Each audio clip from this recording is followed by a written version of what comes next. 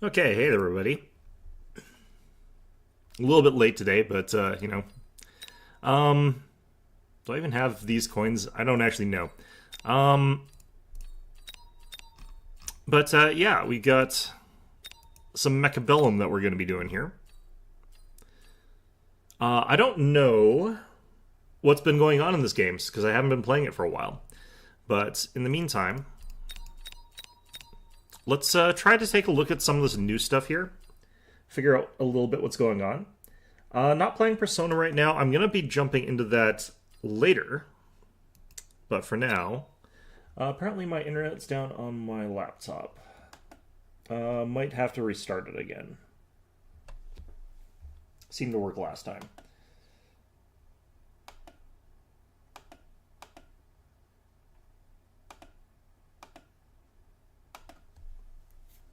Okay.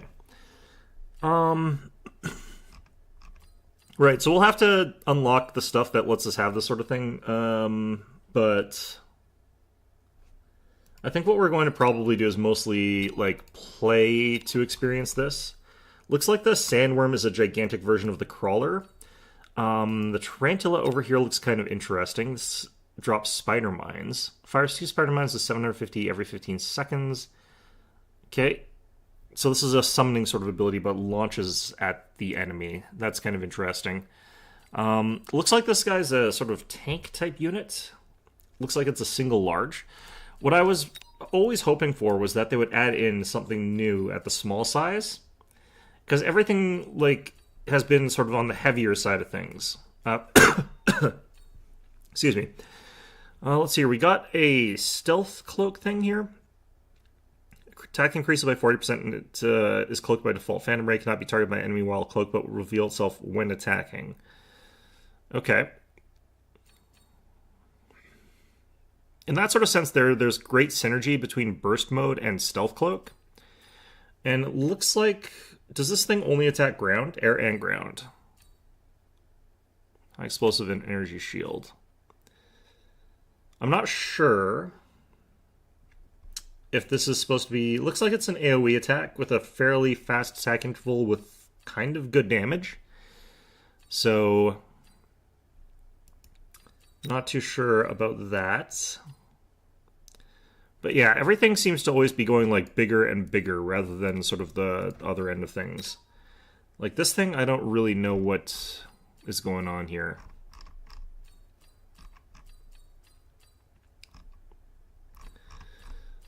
Let's start off by thinking about which of these we want to experiment with, of the stuff that I haven't really used yet, and try and incorporate it into our strategy, but we'll only think about it like sort of limited sort of sense there. I just want to check something here real quick. Mechabellum? Yeah, I'm playing this just as a sort of gap thing. I don't want to keep playing RPGs right now.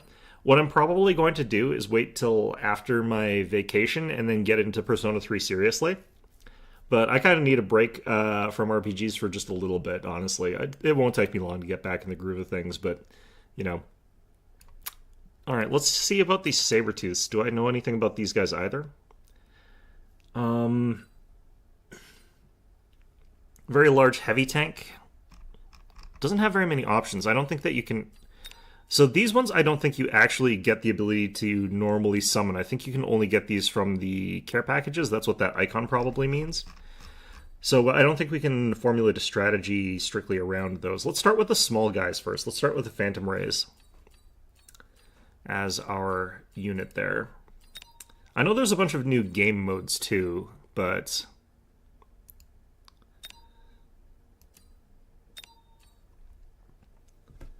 Start with this for now.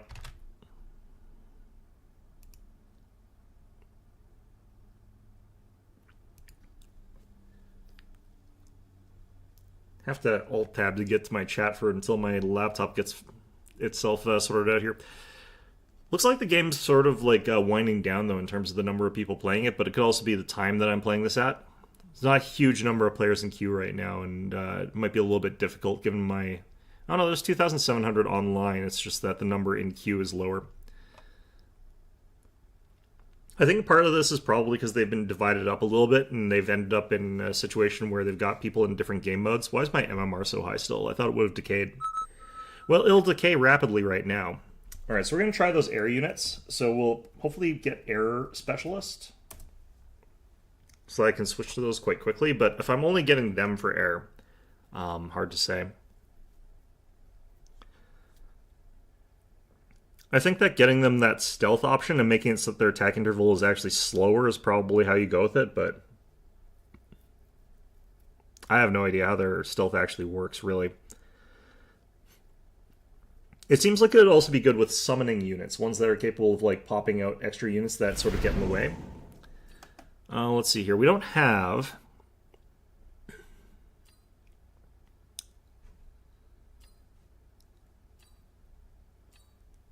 We'll try this. I've already used, I think, the Sabertooth. Got 2 tarantulas, those big heavy tank things. I don't 100% know what these things are for.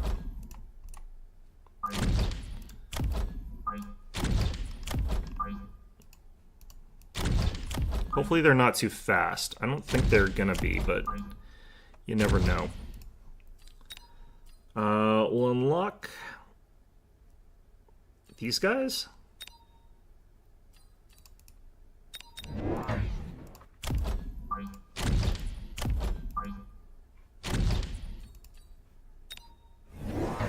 They chose Giant Specialist and they've got this guy right away. They've got Storm Callers. Flanking with Crawlers, so these guys were not a mistake. The Tarantula hopefully is slow.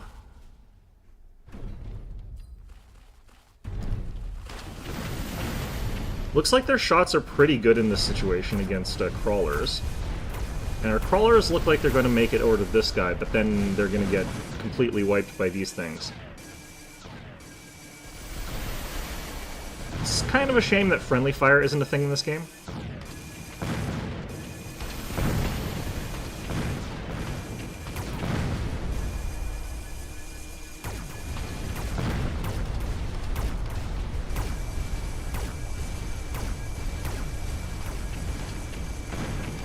Yeah, he's gonna win this.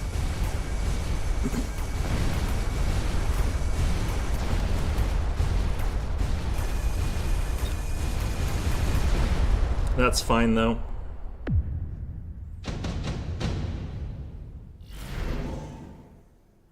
Gonna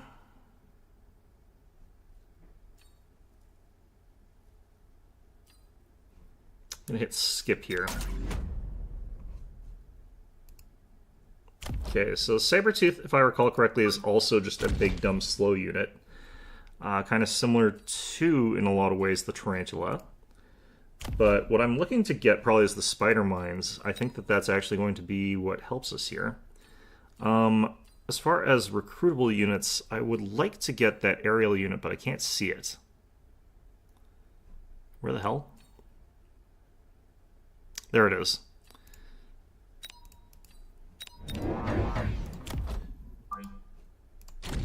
Okay, so this is going to still be bad. I'm still going to lose this. Let's go on for that.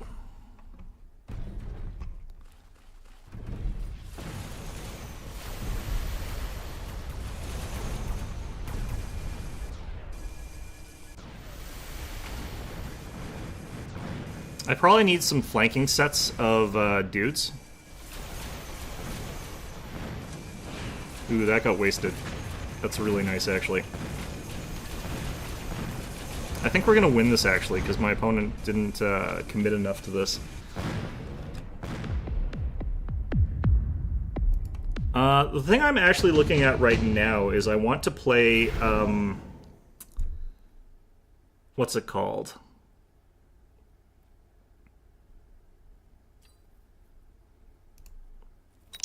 More Pathfinder Wrath of the Righteous, because like the DLCs went on sale, which is what I'm kind of interested in trying out right now. So I'm gonna probably be hitting that up in my free time.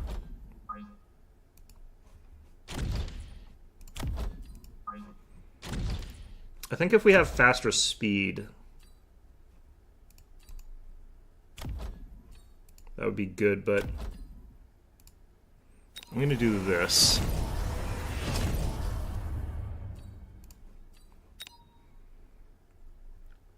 And then I feel like doing this just for the hell of it. Ooh, he's got some Mustangs on the sides, so that's actually pretty bad for me. If I add in some Sabertooths and some Tarantulas to the sides, I think that would actually work.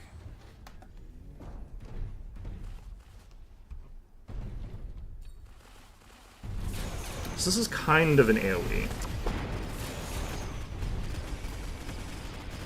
These guys are surprisingly durable. And they hit hard enough to one-shot Mustangs.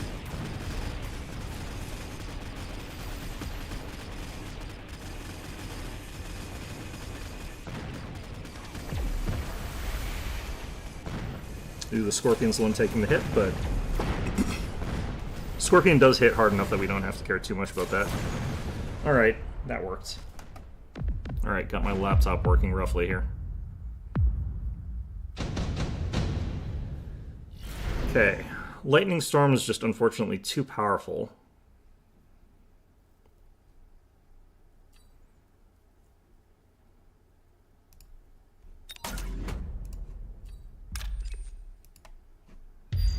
He's likely to move away from that to some extent, but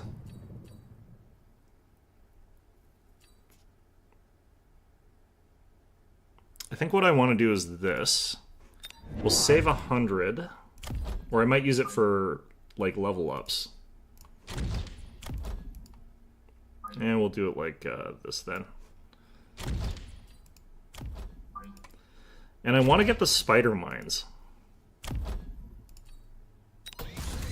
Steam still started? Yeah.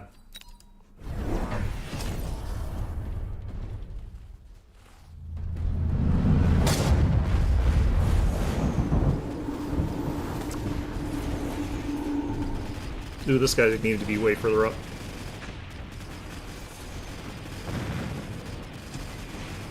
Lol. Fortunately, there's nothing covering him against all these crawlers, so he's kind of screwed here.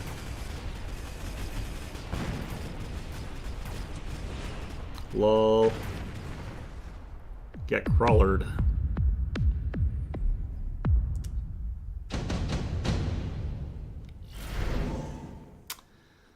Okay. I wouldn't mind something like this. It's pretty expensive, but that's fine right now. Because I kind of want to add more chaff. So that's what we're probably going to do here, is more crawlers. Although, admittedly, I need something to do with all this crap here. Especially because they've got that extended range. Let's do this first, actually. Then we could get...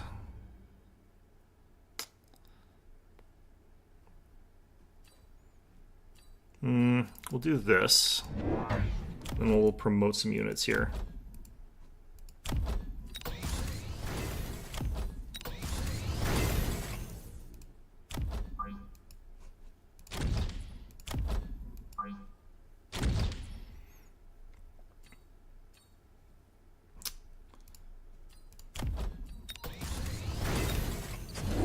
Absolutely crushing this poor guy. He's got the potential to turn it around pretty hard, I feel like.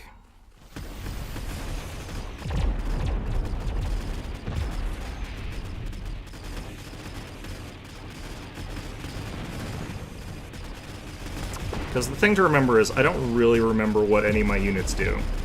The launched spider mines don't have enough range to really make a big difference. Yeah, he's going to win this round, I'm pretty sure. Yeah, I was hoping that they would launch these like to the distance that they would reach the enemy. But it feels like they just sort of go a little tiny distance.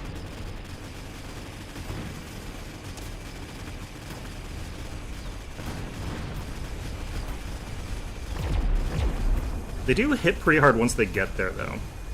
At this point, I do need some like giants or something like that, or... Maybe upgrades would actually be good here.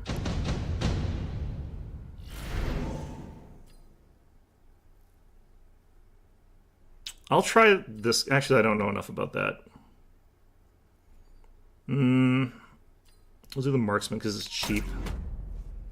I probably don't need them, though, strictly speaking.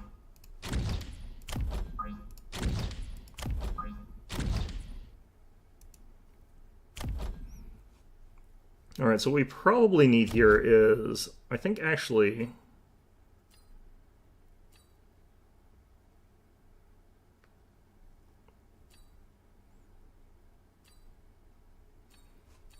I probably could do with some more scorpions.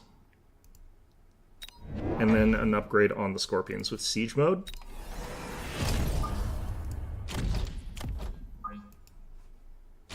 Because that kind of gets me a bunch of different stuff here.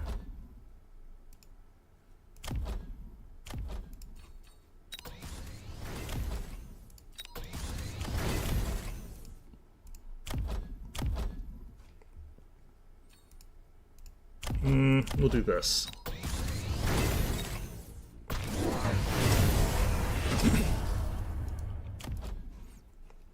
Yeah, it's going more all in with these Mustangs. Ooh, he's really gone in on that melting point now. That's going to be dangerous.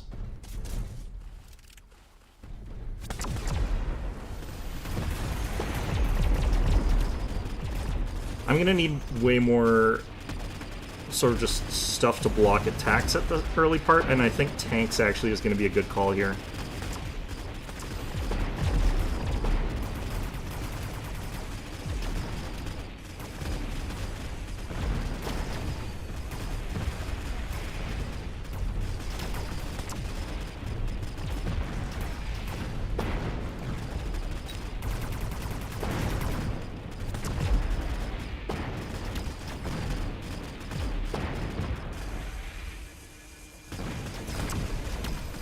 That sucks.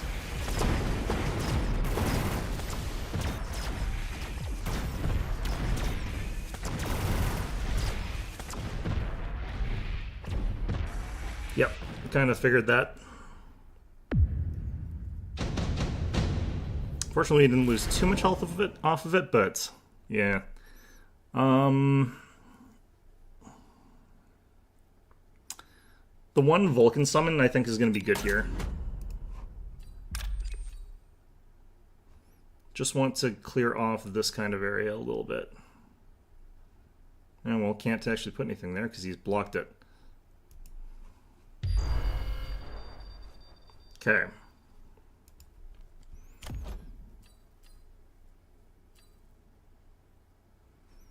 Wouldn't necessarily mind that.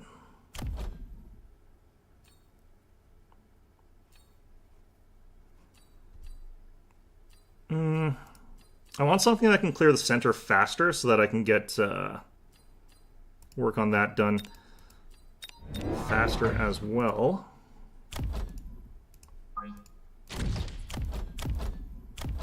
So these guys should be like right in the middle here. And we want increased range. I don't want that.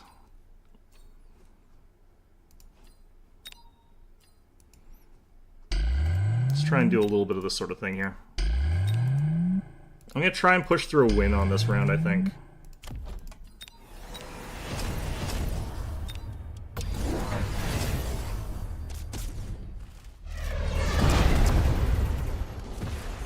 Jinx me? No, it was just, you know, he's gone in with the stuff that sort of, like, does deal with what I'm doing here. And, like, my force has always had sort of, like, a weakness here, so him doing that is not really surprising.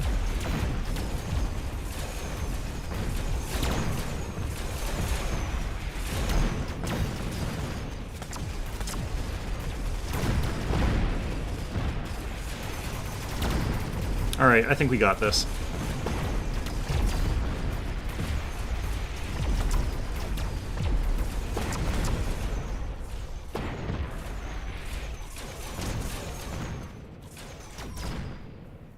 And I think that's a kill. Okay. So I didn't really use the unit that I wanted to as much as I wanted to. I'm not sure if you can lean into it that easily, because it doesn't seem like it's got humongous like clearing damage or anything like that. So not 100% sure. Like its attack seems to be decent but it's a little confusing as to what it's like good at.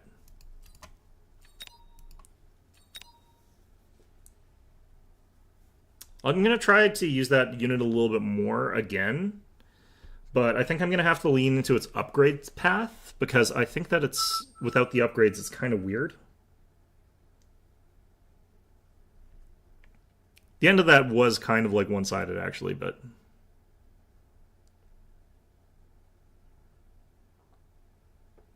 took a while to get there.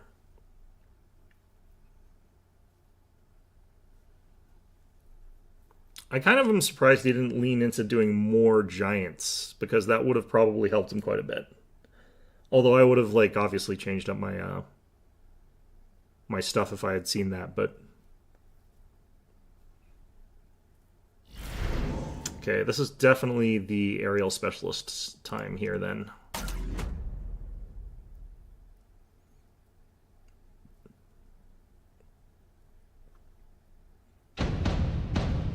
Okay. I don't love this start, though. And they're also going to be outpacing me, so that's lovely. I definitely need chaff here. The question is, which kind am I going to get? What I'll probably do is... fangs here? I think fangs.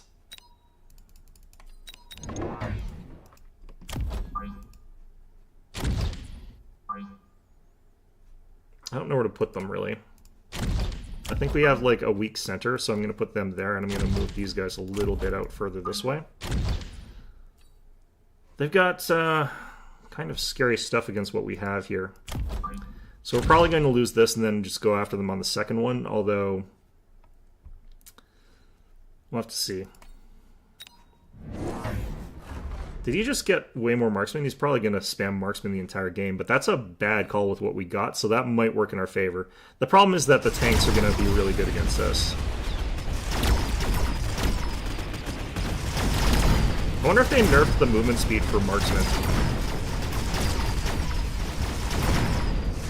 The other problem here is, like, I wanted to use a specific unit, and that unit is going to be kind of weak into marksman. He's gonna win that one by a lot. Okay. The Scorpion crushes into this composition, so I kind of have to get it.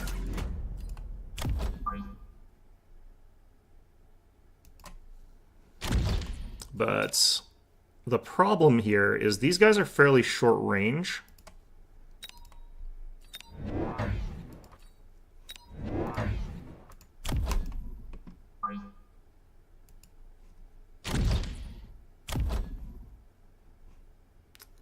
And we'll probably just get killed by the... What does this actually do? Attack air and ground. Its attack interval is pretty short, but... Okay, these things can shred tanks pretty quickly, but they get rocked by marksmen.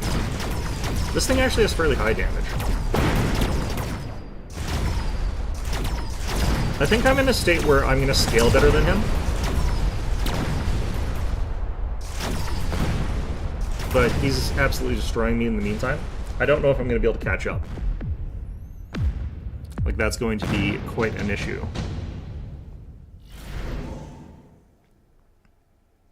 I don't love any of these, so I'm probably just going to skip. Higher level Phoenixes would actually be the better option, because they can actually contend against marksmen to a certain degree.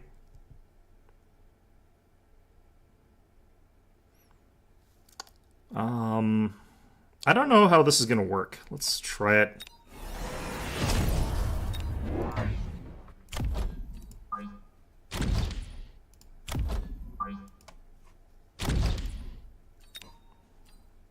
Kind of want to do this, just to try and get myself around.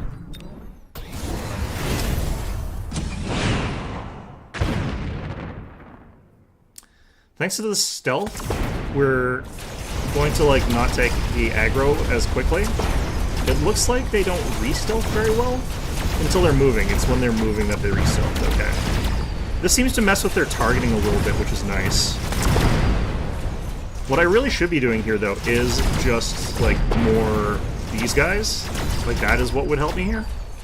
But we're trying stuff out here.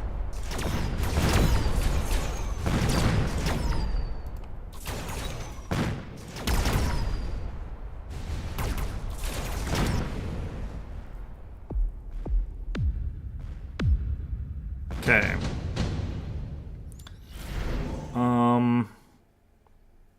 This really helps here, so I'm going to take it. I'm going to drop that right frickin' here. Distract him with that. I'm going to keep doubling down with these guys. I'm going to actually take that burst mode.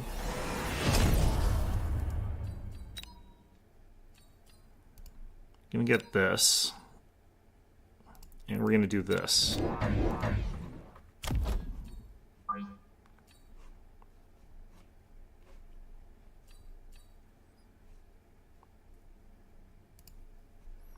I'm going to have to get the shields for these guys, I think, pretty quickly.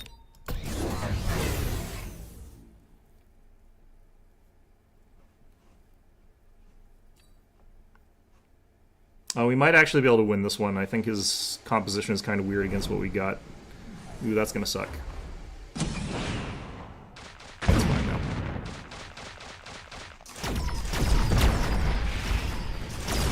All his main hitting power just turned around. This thing actually one-shots my air units. It's very unfortunate.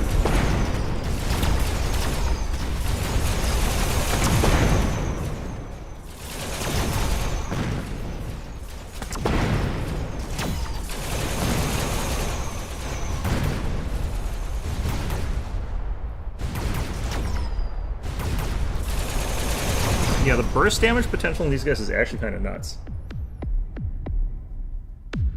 Underexplored? Well, I mean, it's been in the realm of, like, modding for forever. Okay, that is interesting. That is expensive as hell, but the way that we're doing things, I actually don't think we take that. I think we skip, which is crazy because of how good range is and how much that's going to help him. But if we're going for what we're going for here, we kind of don't take that. Instead, we'll take this. We've got another pair of Phantom Rays.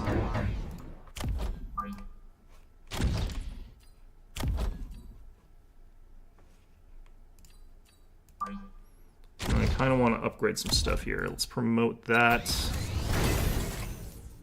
We'll drop you here.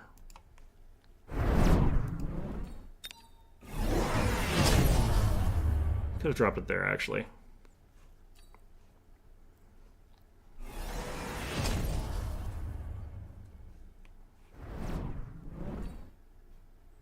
If I just drop a shield here, it, like, negates a lot of whatever his bullshit is. Didn't work anywhere near as well this time anyway, but, like...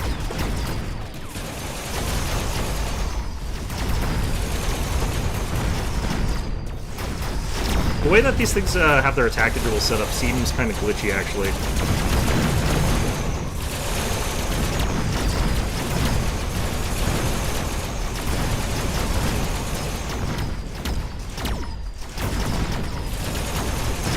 Okay, using the burst there kind of sucks.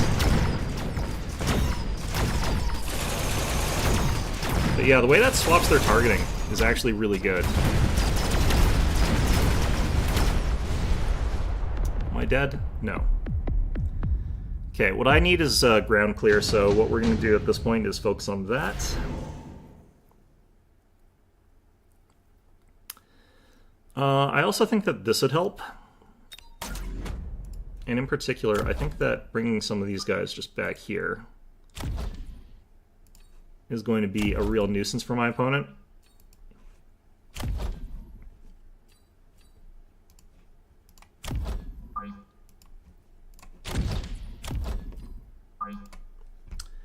And being a nuisance is a good thing for us to be doing here. I am, however, going to get some Vulcans here. Maybe just one for now. In particular, putting one, like, right here.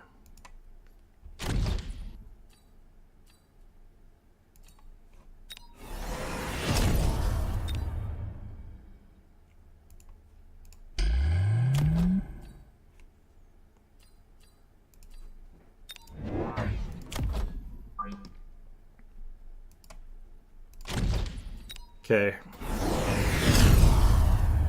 Oh. He countered me. That's okay, though. It's going to keep enough of his stuff distracted. I think that he's going to have a bit of a harder time here. Next turn we'll also have these guys, like, be a little bit more effective.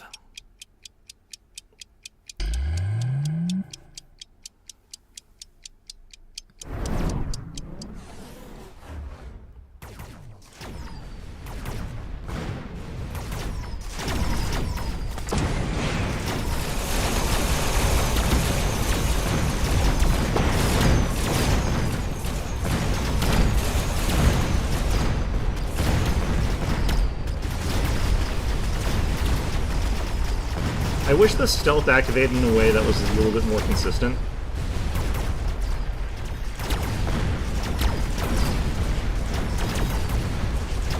I wish that this guy also was getting hit by this stuff without being spread out like that. Alright. That's probably going to be enough to actually kill me, I think. He's got a ton of stuff left. Nope, I'm just alive. Very close, though.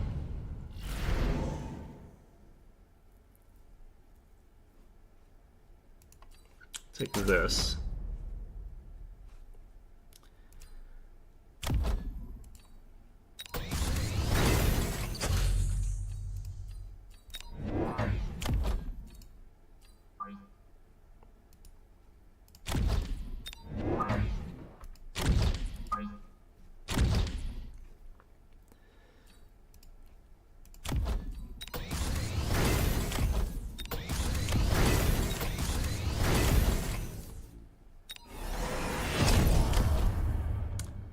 Okay. I kind of have to pull out all the stops on this, but I'm probably going to lose anyway, but...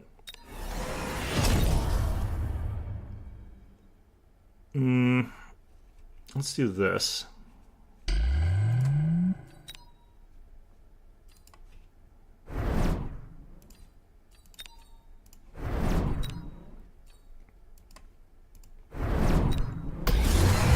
the shield upgrade.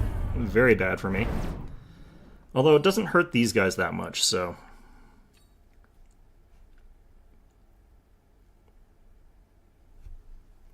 Did I ever look at Deadlock? It looks okay. I don't think that it's going to be the sort of thing that I could personally get into very easily. Mostly because it looks like the sort of thing that would take a lot of practice, honestly.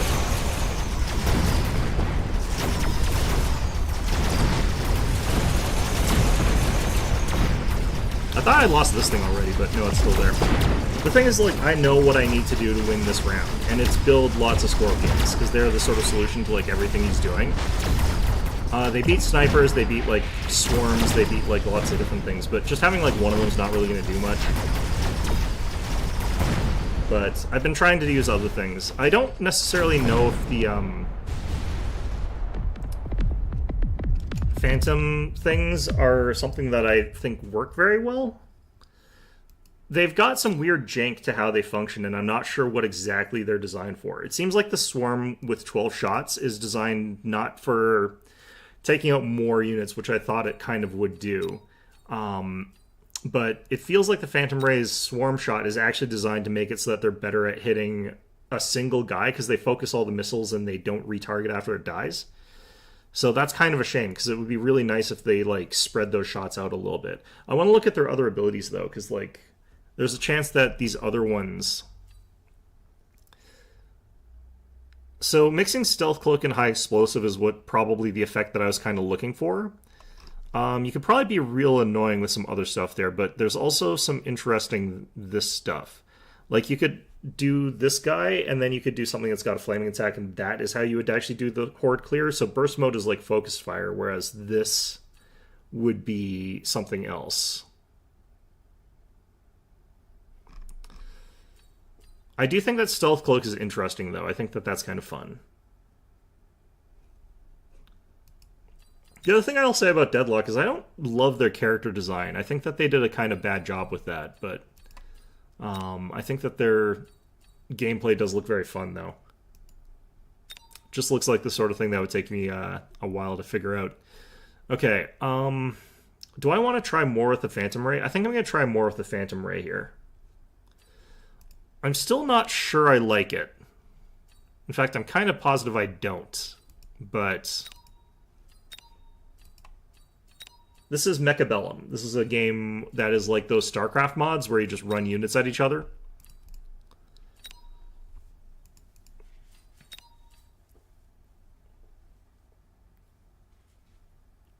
It's a really nice game to play. I do think that it's a lot of fun. Mechabellum. I think that it's one of those ones that's like a much more polished version of those mods. MOBA knowledge definitely carries that low MMR. I don't have MOBA knowledge. I play League. I mean, that literally kills brain cells. I have negative knowledge as a result of that. Okay.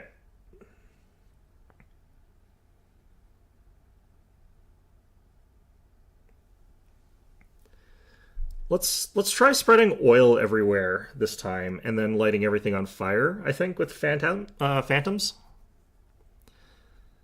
And then sending them in sort of like waves or something like that. The fact that they have no innate flammable attacks is kind of weird, though. Okay, do we have anything? Nope. I'll probably take this again. Okay. This composition has some interesting flaws, but should be okay against that stuff. I'm gonna take these guys. I kind of have to go forward with them, which is risky as hell, because if they're forward, there's a chance they get sniped before they get to do anything. So that kind of means that my opponent's like pushed forward with his snipers, and that's kind of fine. Just gonna go with this kind of formation. This isn't great. Best in this genre? Yeah, I'd say so. Yeah, no, I would definitely say so. I can't think of anything that's sort of better at doing what it does.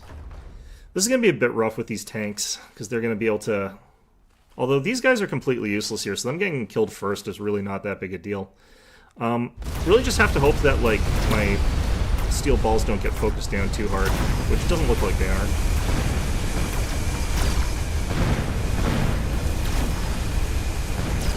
I don't think it's going to be enough, though. Like, he's got a lot of tank.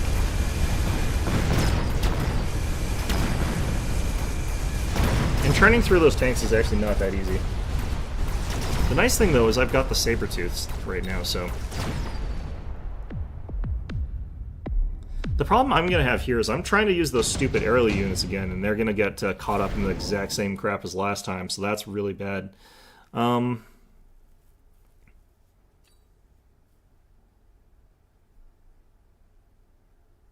take the heavy armor. It's not going to be something I strictly need right now, but throwing it on this guy might be actually just a good call. Then relying on that sort of early.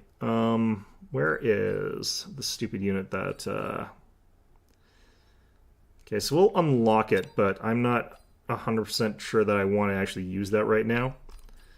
In fact, I'm pretty sure I don't. I'm going to go ahead and get crawlers again. Then we're also going to get enhanced HP.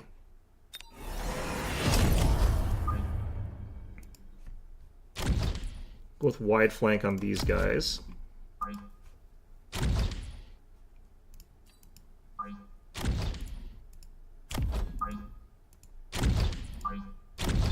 It's got comparable range. I don't want him to get focused down. Hopefully he's a little bit slower than... I'm hoping he doesn't outrun these guys. And it looks like he doesn't.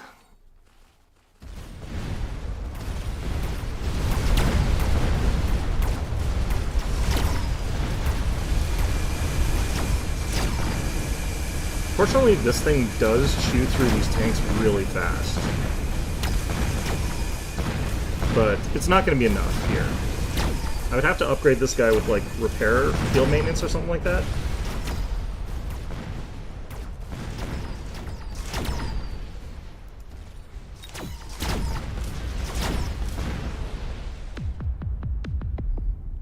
Okay, but I do think that we do have the opportunity to go for our air unit now. Okay. 4 squads of rank 2 Fangs is pretty tempting under the circumstances. I think we'll take that. It might seem bad to continue getting something that I know is just going to get chewed up by the tanks, but by the time this hits late game, this is going to be actually quite unmanageable, I think, for him. Because the tanks are good, but they're not the fastest at chewing through that sort of unit.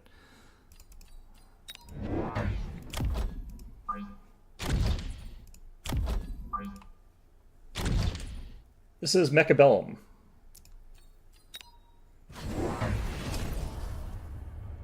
He went for a ton of Fangs as well. He also, actually, I think, bought a bunch of Fangs. That's definitely going to help him against these guys. These guys are not going to be that good right now. So I just have to hope that I can survive long enough to get into the next phase. Because what's going to happen pretty soon is I'm going to be able to get that oil drop thing, and that's going to completely negate his entire front line. But I might not survive to there.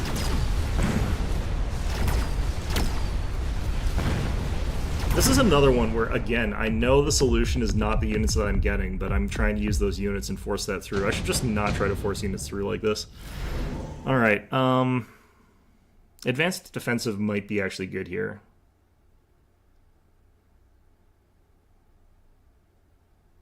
Actually, no, this is good here. The problem with this is it's still really hard to aim. Something like that, maybe? I think that ought to do it.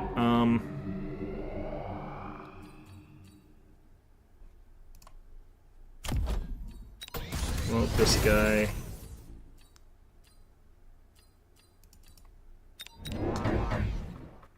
We'll do this for now, over here.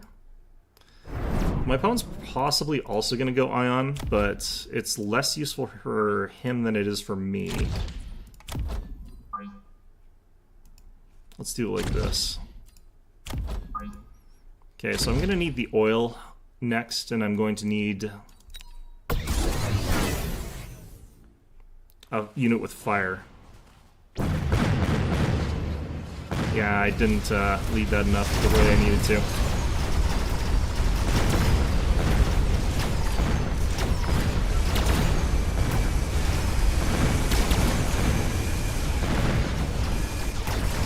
Blew up some of my own steel balls too.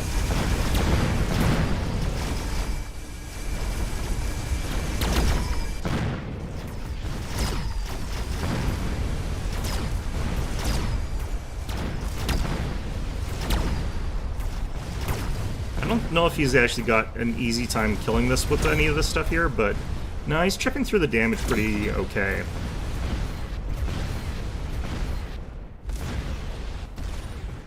I think we win this, though.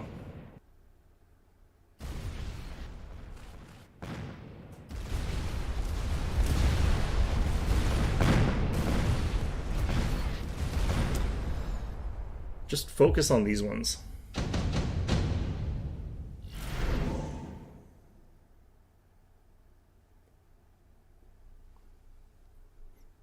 Okay, well, this gets me that Vulcan that I was talking about getting.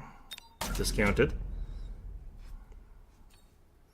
But that's not the important part. The important part is I get these guys the sticky oil bomb.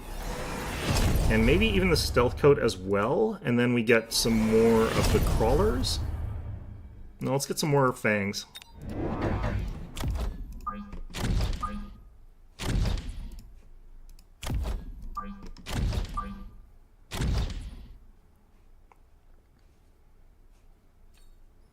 Okay, so I don't know if we're going to have enough fire here. Kind of want to do this so I can get this guy upgraded, but it's fine.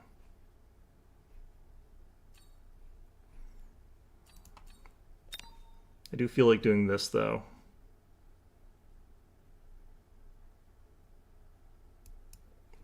We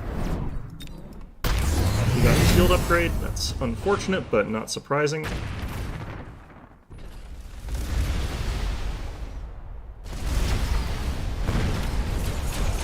Oh, I need to get the extended range to reach the fire with sticky bombs.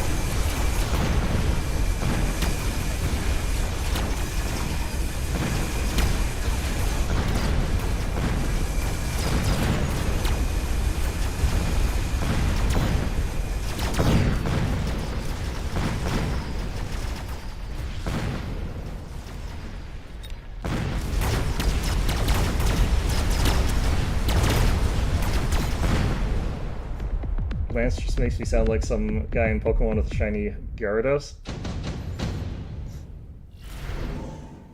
Might be because I'm old, but I think of something different, but, you know, that does definitely sound like that.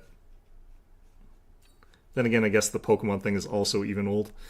Alright, let's do that. Let's drop down maybe some shields. Maybe not, actually. Some more Phantom Rays and then a Vulcan, because I think we can pay to get that done.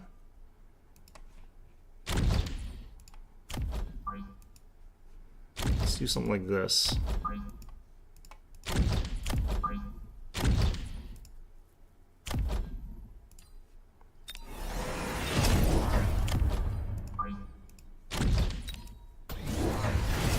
Most people here just call them optics.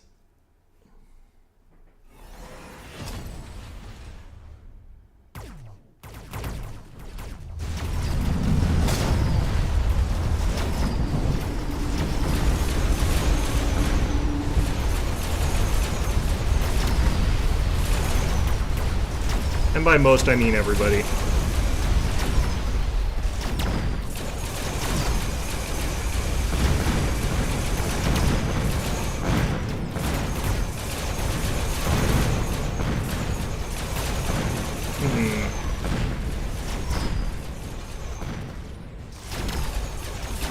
I think that this is a support unit. I don't think that it's supposed to be like your main... I don't think this works as like a killy sort of thing. No, we don't actually know each other other than, like, he's a pretty frequent chatter. So, you know, we know each other in just that sense. It's not real... It's not really knowing someone, right? Oh, that worked. Holy hell. You know what I think might work better with these guys instead of the, these guys? I think it might actually be the flaming artillery. Alright, let's do the crazy thing here. Let's just keep bombarding the hell out of this guy. With this kind of crap. Alright.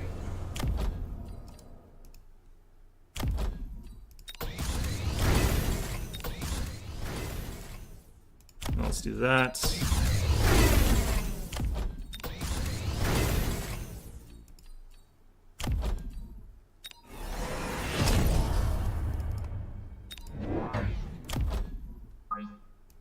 From now on, it's basically 100% air focus, because, like, if I go on ground, I'm just gonna actually kill all my own dudes with fire. To be fair, while you did bully me into playing, like, Alan Wake, kind of, it was $3.50, and that was the deciding factor. Admittedly, I wouldn't have, like, chosen it as an option, like, it wouldn't have been something I would have picked if it wasn't for you mentioning that it was a thing I could play, but... You know, still in that sort of, like, vicinity there. Okay, I think we're gonna lose here. And I think, again, like, it really comes down to me needing a completely different type of unit from what we're doing here. Uh-oh, that's not good.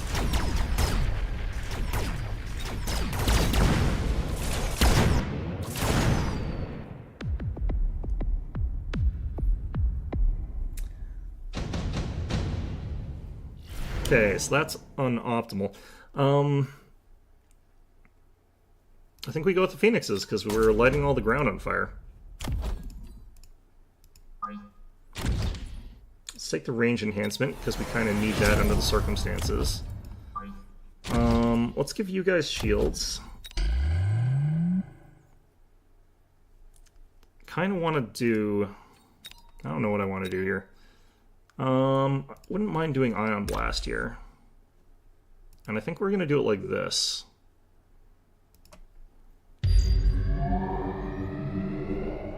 So do that side. This guy's got shields on all these guys. We'll upgrade them. We'll take 2 more of these.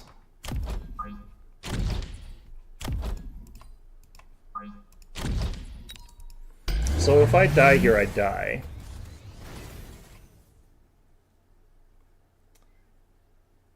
Well, yeah, I kind of haven't been reading stuff either. The thing I'm waiting for is, like, for the new Brandon Sanderson book to come out.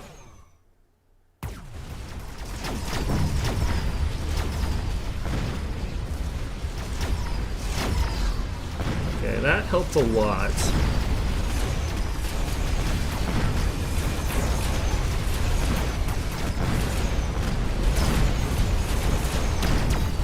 The fact that I've gotten Phoenixes mixed into my composition is also helping a lot here, but I need a more damage on the right there. I think he's gonna win. These things just don't really do enough damage at the end of the day, because they're not like AoE or anything, they're just single target and they don't hit very hard. Brandon Sanderson is a author who writes books. It's hard to describe him in any other way. It's fantasy novels. But yeah, he's got the ability to write like 3 novels in a year, which is insane. And they're like 1,000-page novels. It's kind of crazy. Yeah, well, yeah, like, Disco Elysium basically is like more like a book than a lot of other ones. All right, we got the ability to buy a new unit mod, so let's go get that. I don't know. I kind of still want to keep... he wrote the Mistborn series. The Stormlight Archives is the one he's working on. I'm not sure what they're actually referred to as the whole, but like the Wax and Wane ones. Yeah, he's done some other ones and I can't remember because I didn't read those yet, but yeah, he also wrote the latter parts of the Wheel of Time series after Robert Jordan died. He was the ghostwriter that wrote those. So he's incredibly prolific, actually, yeah. Okay. So these things, I don't know where to put these guys. Like, I think that the Sticky Oil Bomb kind of like... The sticky oil bombs make these guys kind of support. You could go high explosive ammo to make them more capable of taking out all that chaff stuff, but I don't know if that's enough. That and Stealth Cloak, they still end up with the attack damage being 1036, which is good, but... Yeah, Mistborn's good. I like quite a lot of stuff that's in Mistborn. It's one of his earlier big hits, so it's not quite as polished as the sequel to that or to the Stormlight Archives, which I think both were a little bit more polished. But yeah, I quite like that one. All right, I'm not going to use that unit anymore. I'm going to try using that big snake thing. I think the big snake thing is a terrible idea because the big snake thing is a large melee unit as far as I can tell, which I don't friggin' know. That seems like a terrible idea, having a gigantic melee unit that just slowly treasures up towards the enemy and then dies. But then again, the Rhino is sometimes good, so who knows? I might end up with something else, though, because it was like... It'll depend on what units I'm getting.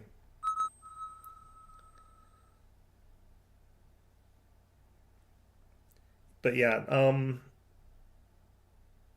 yeah, the next book by Brandon Sanderson is supposed to be coming out, I think, this month or next month. So I kind of want to read that. That'll last me like a long time because his books are friggin' long.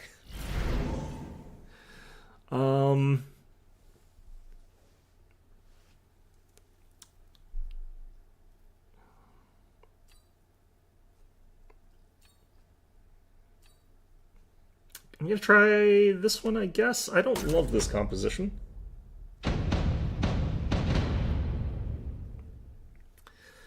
I don't think that the opposite of... I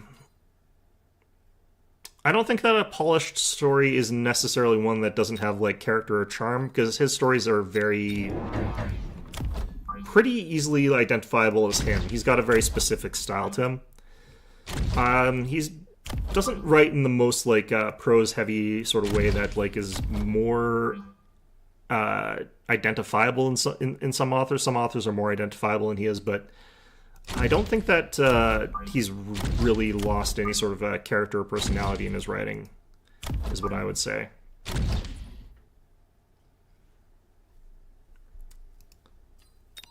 I guess it depends on what like level of roughness there is as well, because some levels of rough get real rough. I really am like, why is this writing so poorly edited? But, you know,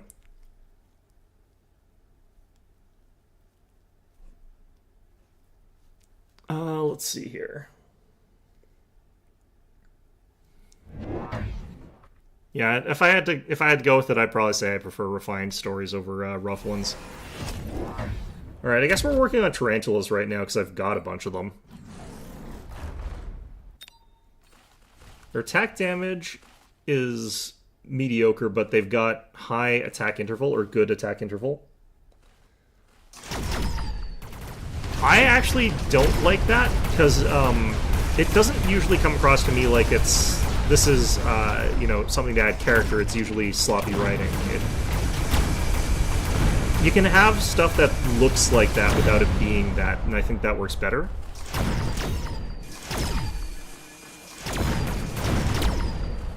Alright, I think we got this.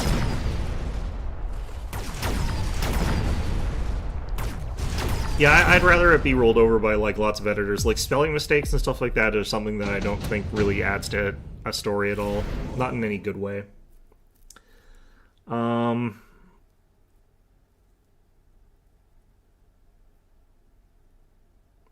Alright, I was gonna get that giant worm thing.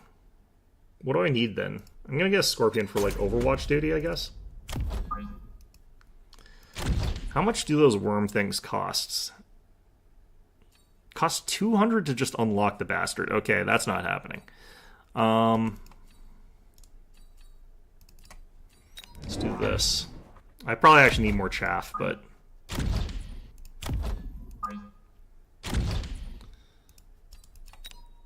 The thing that I don't like is when like the editors or the editing team or proofreaders or typesetters or anything like that, not typesetters, but those sort of people like change the content of the story. Like that I don't like.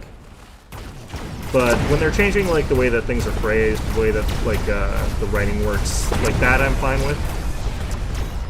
I actually think it's really important that that gets done.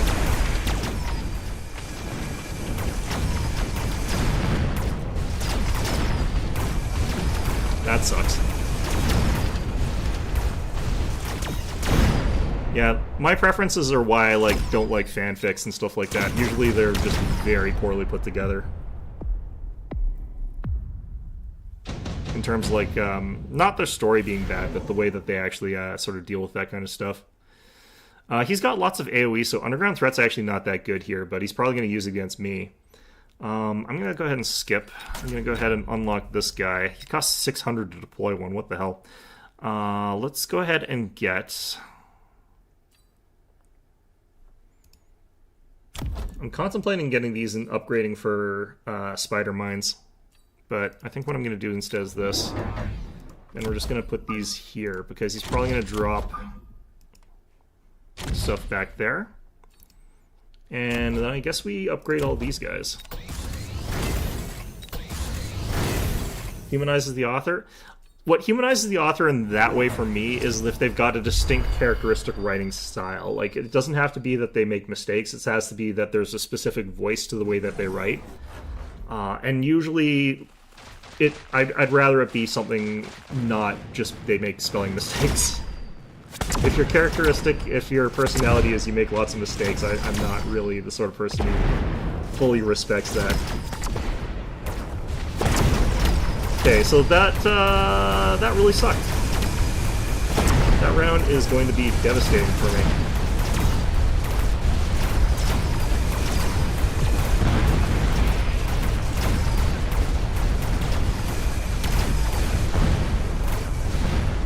Yeah, that's also true. Fanfics also don't have world building because they like sort of are just leeching off the world building that exists in the other already existing thing. I mostly just like it because the mechanics of it is poor, but... this again, advanced missiles, orbital bombardment. I kind of don't like any of these. I'm going to go ahead and skip.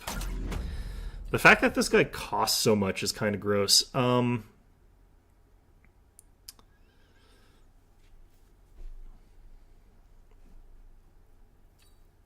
we'll give it a try, I guess. I don't know. He does burrow when moving, apparently, so that helps at least, but...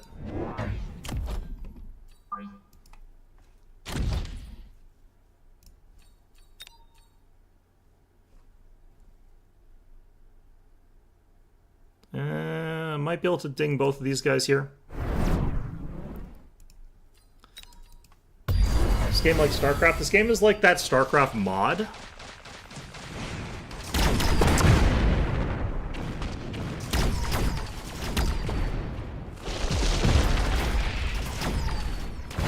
This thing's move is very strange. It is extremely durable, though. Like, it did go down, but, like, it tanked a lot of shots before it did.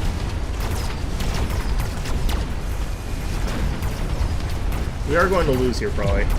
Which mod? I can't remember. It was one of those really old, like, alternate game modes where you would have, like, both sides just build... I'm on team, no typos. Incorrect grammar. Oh yeah, I thought you were talking about like what that StarCraft mod. Do you remember what that actual StarCraft mod's called? I cannot. Let's go with the supplies because I can use that for either. We'll take this. We'll promote you. Take one of these. I think having one of these guys like in front of a Vulcan would actually be very strong. So we'll unlock you now, but doesn't exactly do much for us right now.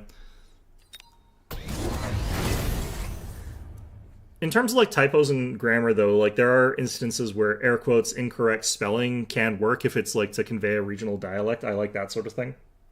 What the hell's the Dota one's called auto chess? It's not quite auto chess. Auto chess was slightly different. Oh, that sucks.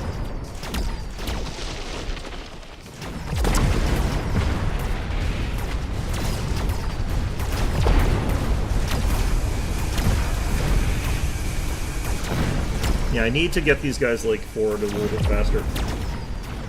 Haven't played StarCraft in over a decade. Yeah, that's fair.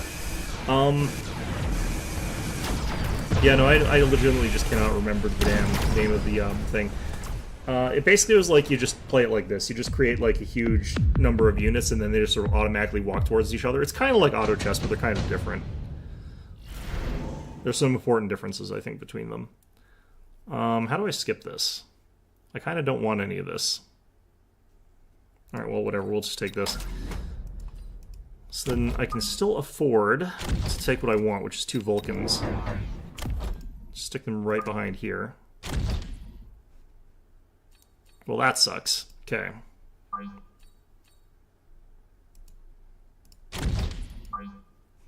I want to make sure that these guys are facing forward and not backward. Okay. These guys might need something like Mechanical Rage or something like that. Creates 4 larvas of the same rank as Sandworms. I wonder if those are any good. Burrow maintenance. He doesn't burrow ever, though, because he just ends up fighting. Each time he doesn't emerge, because he's never... Main difference is 1v1 instead of round robin. You had 1v1 as well. It was usually like 4v4, I think, but... Oh no, you're talking about auto chess being like... Yeah, yeah.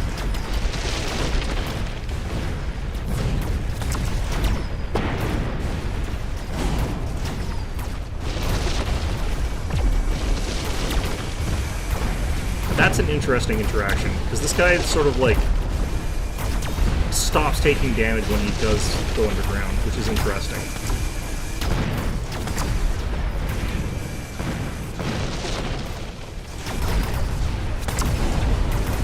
Uh-oh. That's not good.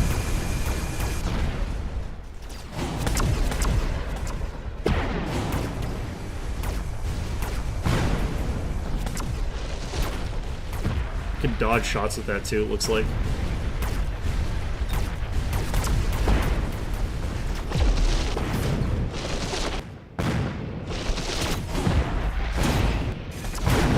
Okay, so these guys can do some interesting stuff, actually.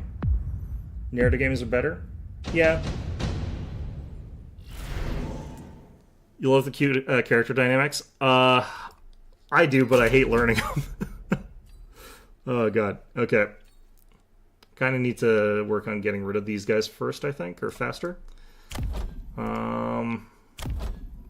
I'm not sure I like these guys necessarily. I think that they're one of those units that requires upgrades, but there's already kind of too many things that need upgrades in this game. A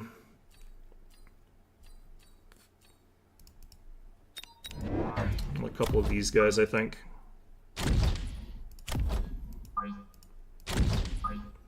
Okay, I will actually take burrow maintenance. No, actually, I think that mechanical rage is better.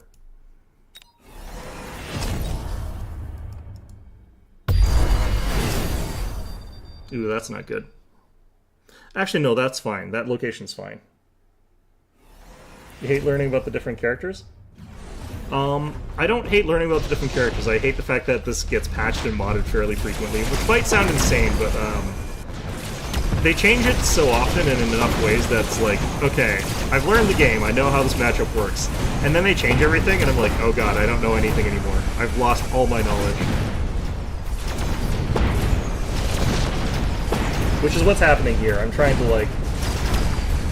Yeah, trying to learn the interactions between units. I don't mind learning it the first time as well, like, it's just that I've learned it, like, 3 times now, and they changed it so much, it's like, oh god, all my knowledge is worthless. I know nothing. All I know is that I know nothing. As you can see, that's why I'm getting wrecked here. Okay, so I think that that particular giant probably not good for the elite specialist because it costs too much. Like 600 is way too expensive to like actually just summon into the game. You really want to have, I think, the ability to get it with the giant one. They look good. I think they're actually quite strong. Oh, I was talking about story games? Yeah, story games, I love the way that story games work. Yeah. I thought you meant in this game. Are there alternative abilities that I could be doing with this thing? Because I don't know if the burrow ones are any good. Actually, yeah, no, I don't know if the burrow ones are any good.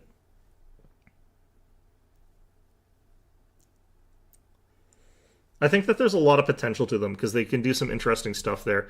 Anti-air, that's weird. Sandstorm. When a sandworm emerges out of the ground, creates a sandstorm with a radius of 120 meters for 5 seconds. Using the sandstorm, range was reduced by 50% and damage taken from range attacks is reduced by 30%. Okay, that's actually quite strong. Sandworms emerge from the ground faster and their first attack after emerging is stronger. Armor enhancement, that seems like that would be important. The problem is, I wish it, instead of burrow maintenance, was the normal maintenance ability. Like, that would, I think, be a lot better. But Sandstorm seems like that actually is what makes this thing, like, viable.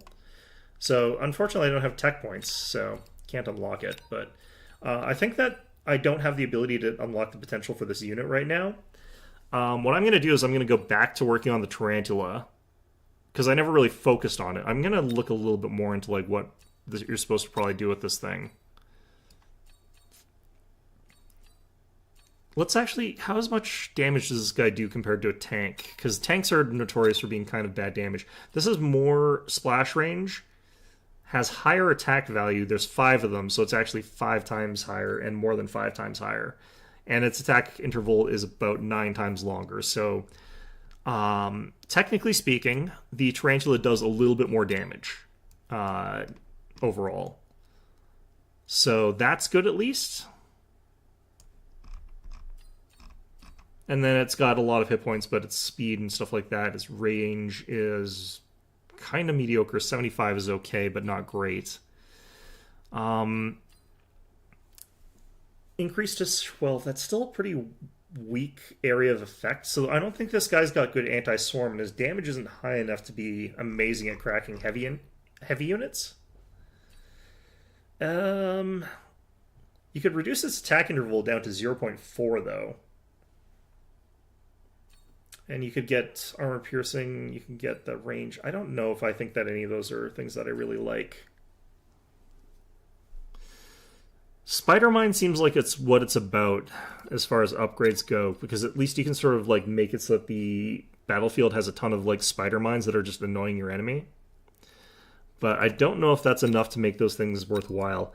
I'm going to try those worm things again when I've got more of their upgrades unlocked, because I think that they're an upgrade-intensive unit that you're supposed to like make into something that really can just wreck up an opponent if they're going with certain compositions. But everyone seems to just be spamming like snipery type units right now, which kind of sucks.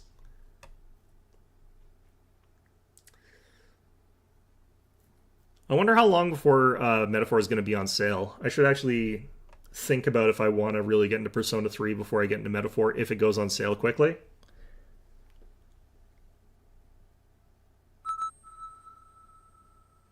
Work with my enemy, and yeah, I mean, there is the multiplayer 2v2s and stuff like that, but honestly, same thing. Same thing. You do the same thing, except there's two of you. Yeah, I could also try the new free-for-all, but I think that would be a huge goddamn mess. Alright. Alright, we'll go with Elite Specialist and the Tarantulas.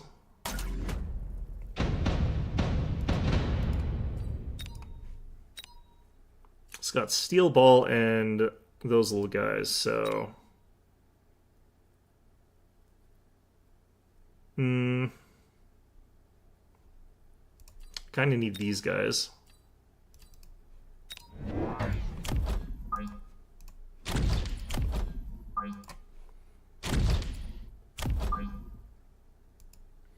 Wait, 2's... Wait, Metaphor's on sale right now? I gotta get on that. Okay, now I really need to think about like which of those two I play first, because yeah, I do want to play Metaphor.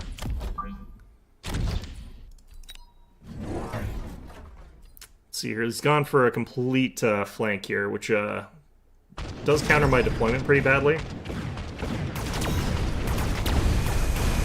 But I think that my units are trickling in sort of the right way for this to be fine.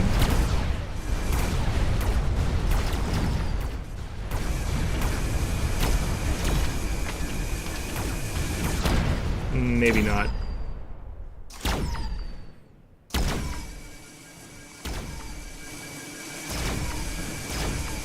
Wake 2 is Alan Wake 2. It's the, second installment of that series. Metaphor is the new Atlas game.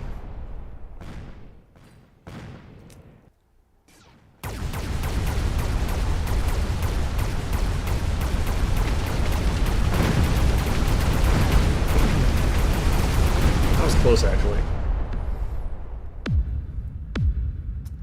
Yeah, Metaphor is a game that I think looks really interesting.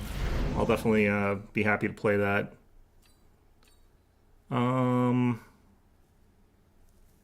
Let's ignore that for now. I could get a Tarantula and a Crawler, and I think that might actually be what we want here.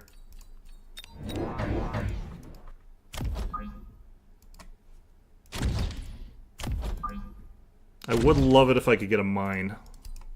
It's got the deployment module, so that's going to be annoying.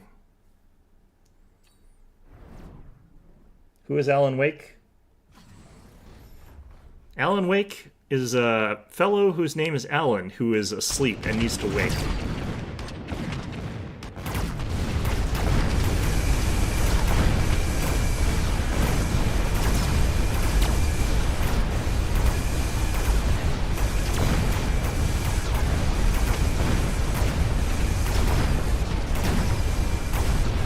Metaphor is an allegory.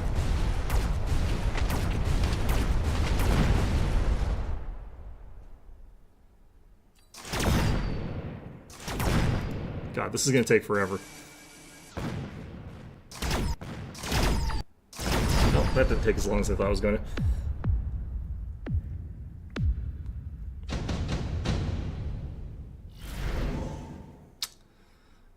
I don't want any of those.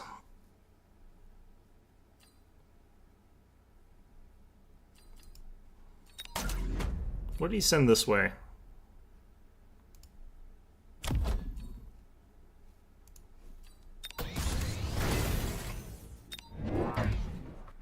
Gonna do the same thing over here.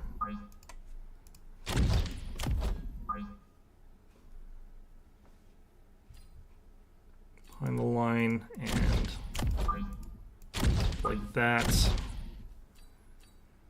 I wouldn't necessarily mind this. Don't worry about it. Confusion is the natural state of mankind. Let's do this.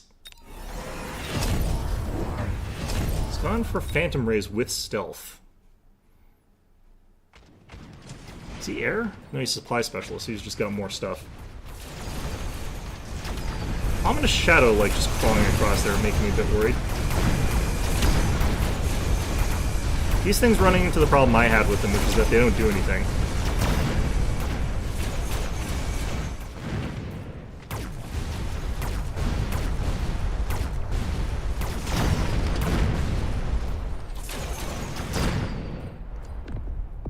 He didn't even get rid of all my crawlers.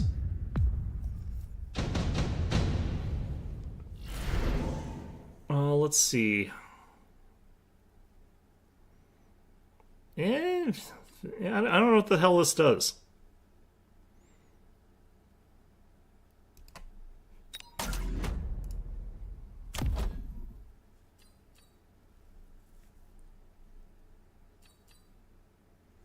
I think Scanning Radar might be kind of the interesting thing here, but we'll drop that there.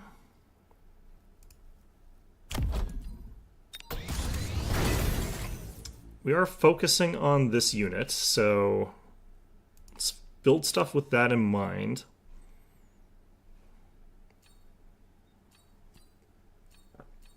Gonna unlock them just for later, and we're gonna get 2 of these guys. Just gonna pop them over here. And then we're gonna get spider mines.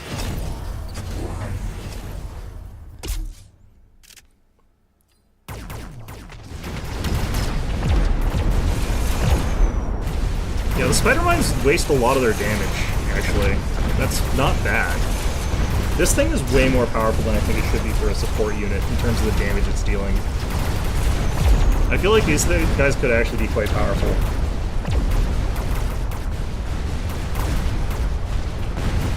If it's a book club, then they're more likely to know about Alan Wake, but I get the feeling like more of them probably know about Metaphor anyway, because it's probably... Well, actually, Alan Wake 2 got a lot of acclaim, actually, surprisingly.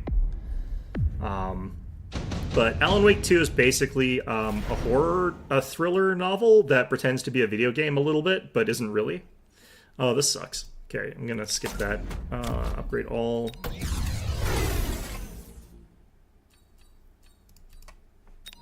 Get a couple more of these guys, and I'm gonna have to drop down some shields probably just in case.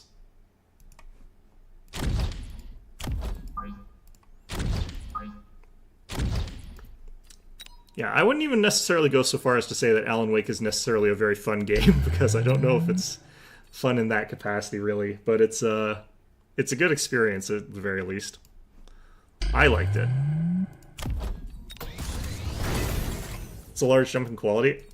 The first one I felt like was a good thriller novel, and not really a video game.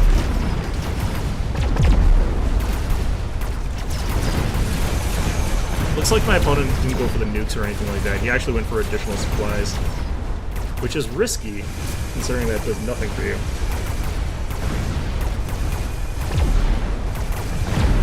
Okay, the spider mines can actually be quite good if your opponent's distracted. He's gonna lose at least 1 shield. He might lose 2. Oh, he lost both. Nice. Oh, the reason I'm saying that it's if you like books, you're probably gonna like Alan Wake. This is my opinion.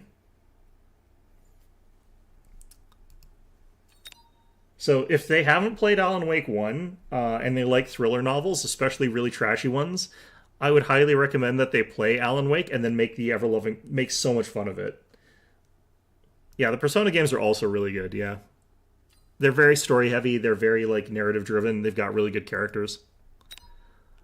Okay, so that worked out surprisingly well, and yeah, I think that these guys really do come into their own when the spider mines get to work well, which is interesting. I kind of also feel like they're a blitz unit. Like, you try to kill the enemy quickly with it, but... I'm kind of wondering, because I kind of want to get rid of things like Mechanical Rage and Armor-Piercing Bullets is there is anti-aircraft, so you could go exclusively with these guys. They've got the field maintenance, armor enhancement, high explosive sort of trio of stuff that I don't usually like. So it's mostly gonna come down to spider mine, range enhancement, and anti-aircraft ammunition as being the ones that are potentially useful.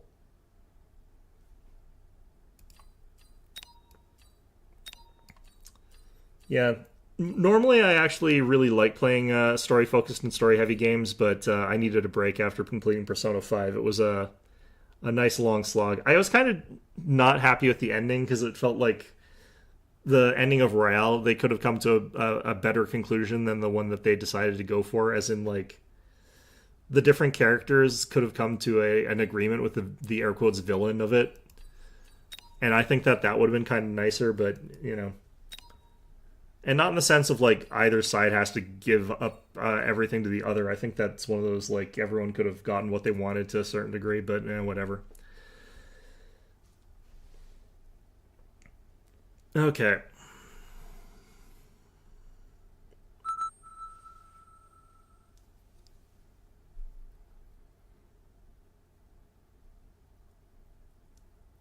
How is the shield an effective... Oh, I guess it's effective if you land the incendiary bomb on top of the shield. It's just like...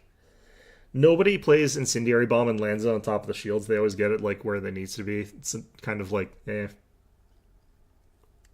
One shot? I remember seeing that. I don't remember it very well because I think that came out a while ago. But I think I do remember seeing that.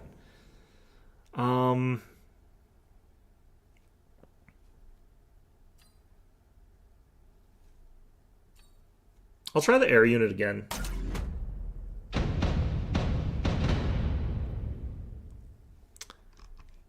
Are you telling me you don't remember what happened in that one? For shame, Optics, for shame. Yeah, I mean, I can understand that. I might not be playing it, though. I'm not sure. Well, I'm going to be playing it eventually anyway, but I might actually play the other one first. What the hell am I up against? I should have checked that before I bought a unit. I probably should have gotten something else. It's fine.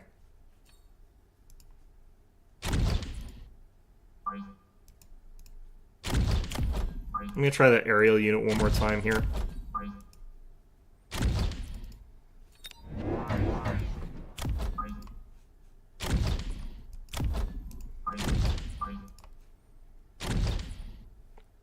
Up against elite specialists is going to be a very painful first round. Slay the Princess is a great game. Yeah, that one is weird.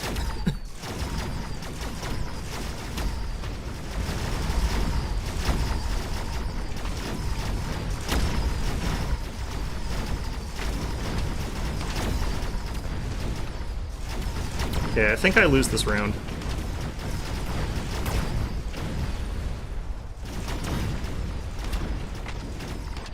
I think if I got Mechanical Rage on my tanks, I might get stuff. Best ending? Yeah, that's my feeling about Persona 3 as well.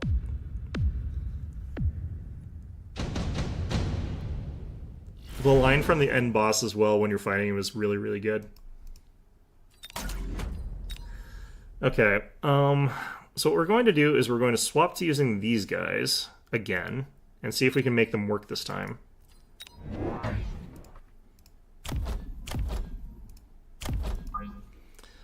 But I think what we have to do is go stealth, and then we have to go oil bomb, and then we have to get, like, a very long-range army, maybe?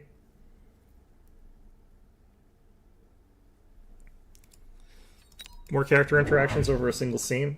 I think you get more as the game progresses. It gets more dense for that sort of thing as time goes on.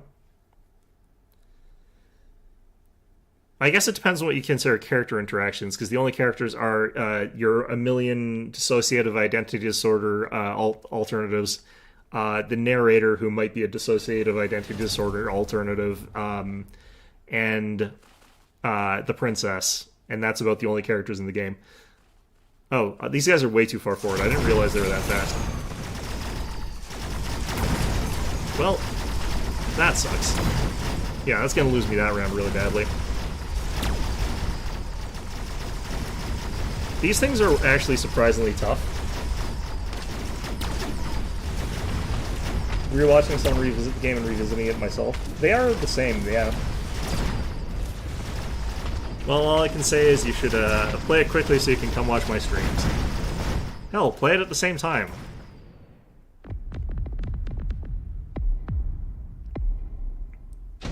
Okay, what would actually be really good here is if I had some forward crowd control, but I could do scorpions for this.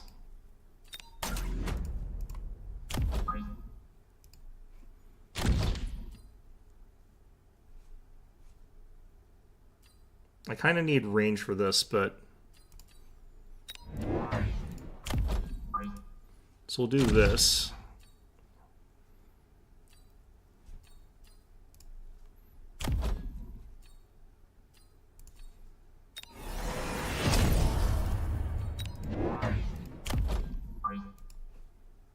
And like this.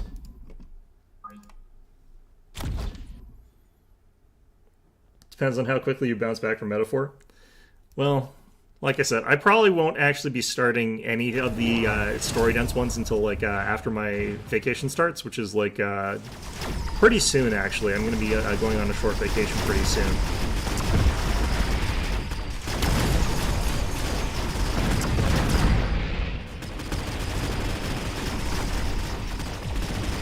Scorpions, as usual, are kind of clutch in this game.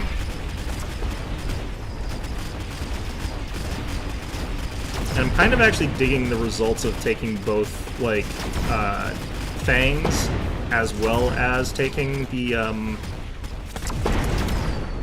crawlers here, because they sort of end up in there at this different times.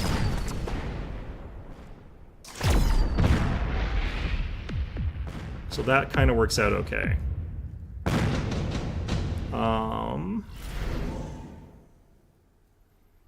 Quick missile is always nice. I don't remember if these guys can shoot this down, though. Which would be kind of the bad thing, actually. I don't know if there's going to be any spoilers, per se. It doesn't look like they're changing it too much. Okay, rather than worrying about those guys, I'm going to get these guys upgraded here.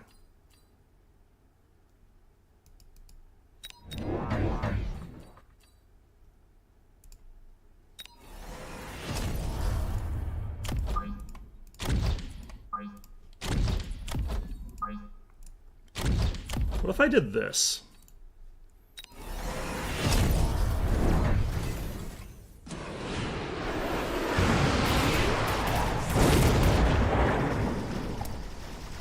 You could easily bully me into doing a book stream. I love books.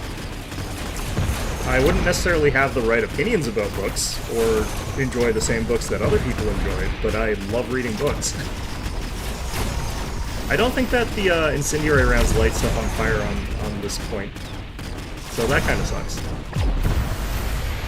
These things are surprisingly tanky under these situations, but...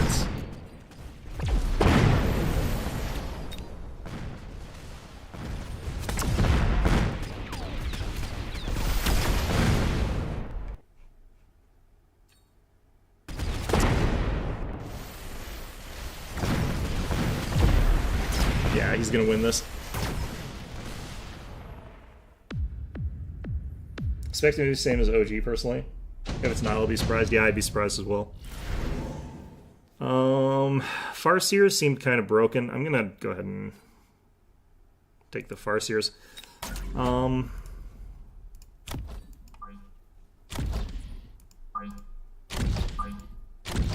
Okay, I want that. I want a couple more fangs.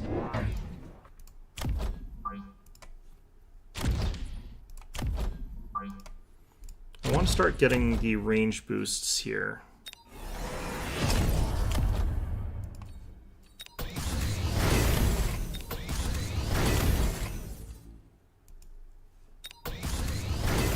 It's 150 for that one, that's fine. Let's get the attack boost. Well, like I said, it's actually pretty easy to get me to read books.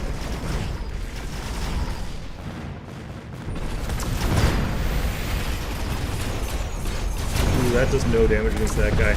The Farseers are really fragile, I'm realizing here.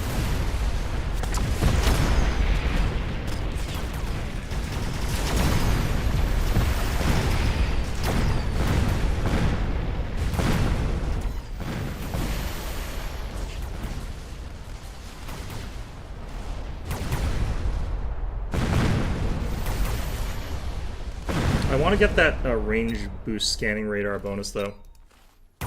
I think that would make them actually quite useful for what we're doing here. I saw it is beavers, but it's not made in Canada, and I'm very offended by that. You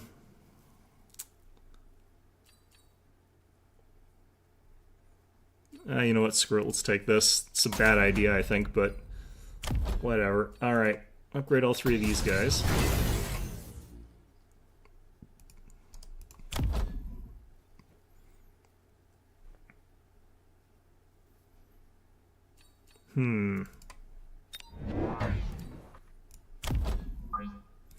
Yeah, I really wish that the incendiary bullets lit the oil on fire, but I'm pretty sure they don't.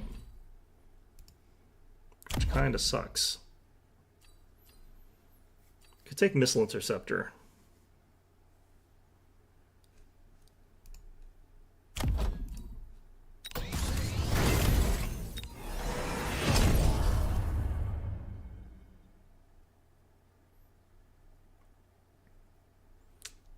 Timberborn's a basically a city builder type game where you play as a bunch of beavers.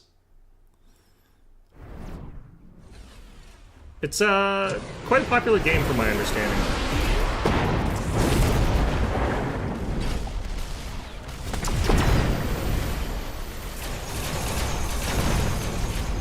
Yeah, these guys are too tough for me to chew through with the stuff that I'm using. How come that doesn't light that on fire?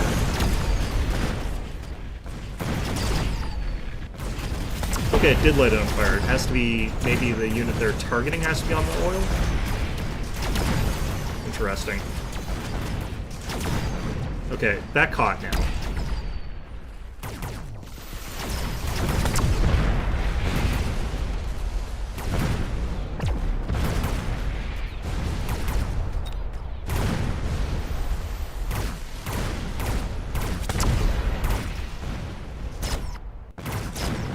God, what a mess of a round that was.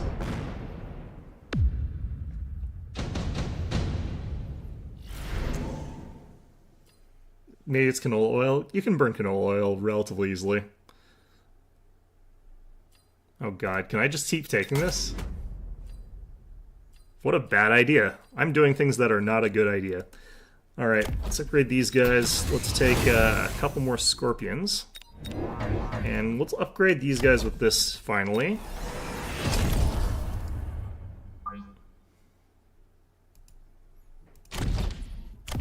Wouldn't mind upgrading this guy, honestly. I need to get another of those, which emits these things.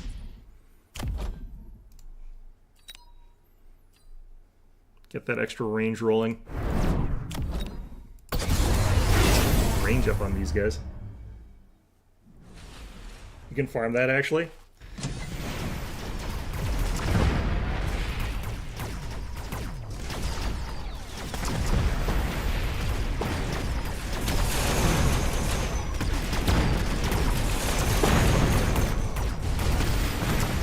Canola oil is also pretty Canadian. We make a lot of that here.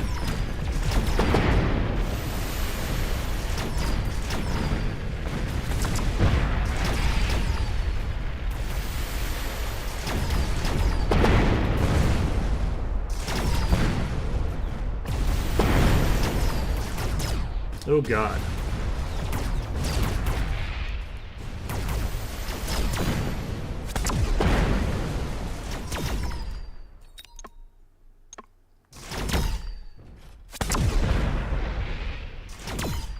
Fortunate thing is that these guys are pretty tough, but yeah.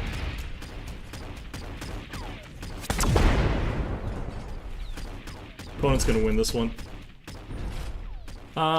I should be alive after this, though, at least, so that's good, but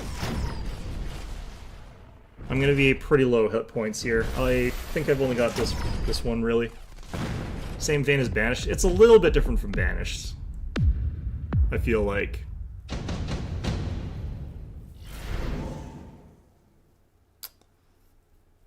Okay.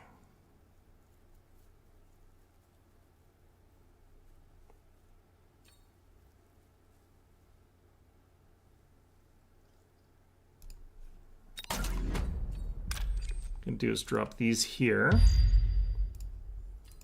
Drop that on him.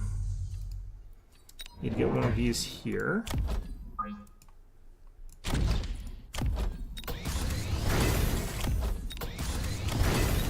I don't want to do that.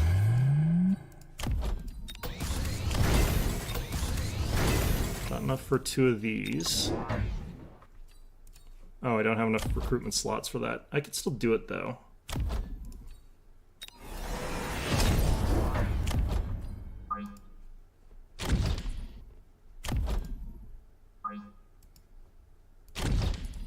Okay. It's evolved from Banish? Yeah, that's probably more accurate.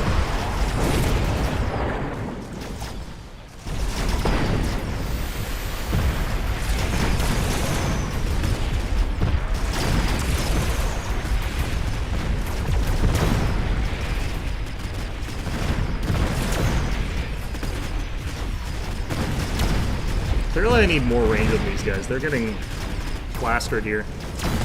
Even from this range. I'm doing a lot less damage to these guys as well than I thought I was going to with these scorpions. Oh no, I think the splash does a lot less damage than direct hits. I might be dead here though. Banished is an old city builder game that a lot of people really like. It's a really good one. I'm dead here.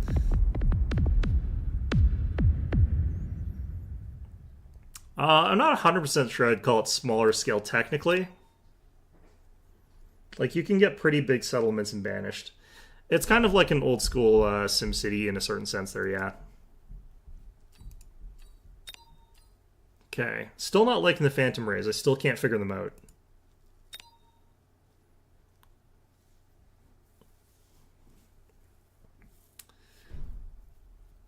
Trying to remember those older games. Like, there might be a better comparison for... The Anno series might be a little bit closer to what Banished is. Smaller than City Skylines, bigger than RimWorld. Yeah, that's about right. It really kicked off a genre of its own to a certain extent there, of like these type of cozy city builders where everything can go wrong really easily and everyone just dies.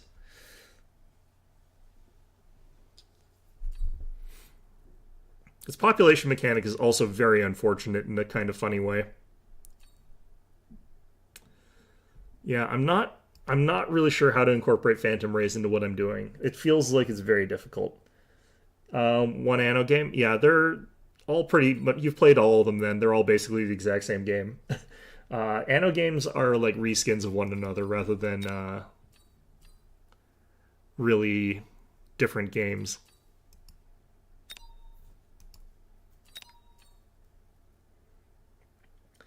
I mean, RimWorld is cute at a glance until you realize it's a cannibal simulator, but, you know. Definitely progenitor of Waveland. Yeah, that's how I would definitely view Banished.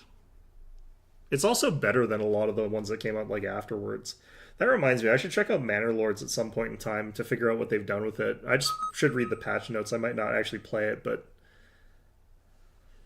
That game was fun. It was fine. There was a lot missing from it, and I'm kind of interested if, like, the weird people who are saying it's going to be the next Total War were right, because I feel like those guys are crazy, but... Turn your people into cute little monsters? Yeah, it's basically how I remember it, is, like, everyone in that game's kind of a monster, but... Free Fire Badger. Let's try this. You actually prefer Timberborn over Banished? I don't know. One of the things I really like about Banished is that it has an incredibly simplified production chain that never gets really more complicated. Because I don't necessarily want a really weird, convoluted production chain out of a city builder. I'd rather focus on logistics. Although Timberborn does look very logistics heavy as well. I think it has a much more complicated design chain. I'm going to focus on tanks this one, regardless of whether or not that has anything to do with new units. Maybe not, actually. So let me check out Manor Lords. Manor Lords was a lot of fun. There's a lot of very fundamental flaws with it, the way that was implemented originally. And I'm kind of curious as to what they've been doing with it to fix it, because like there's a lot of stuff that needed to change. Kind of worried about this round, actually.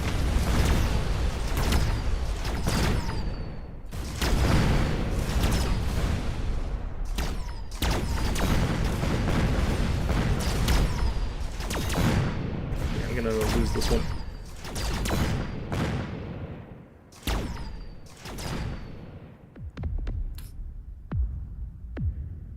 It's got a free Sabertooth, whereas I've got a free something. Oh no, I've got speed. Extended marksman range. This might actually be the one to get the ground units, but...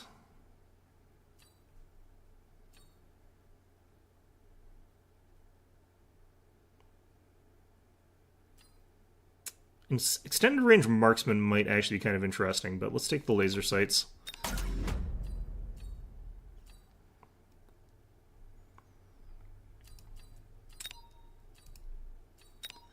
For now, let's take one tank and one arc light. I think that fixes us.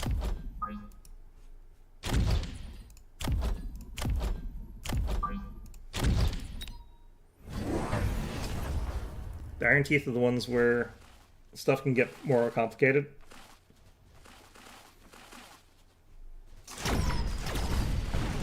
This is better. Okay.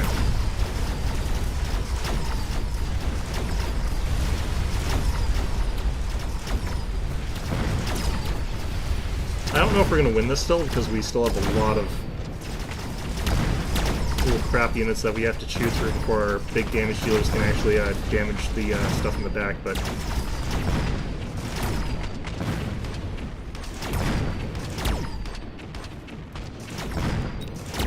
These units continue to actually be kind of impressive to me.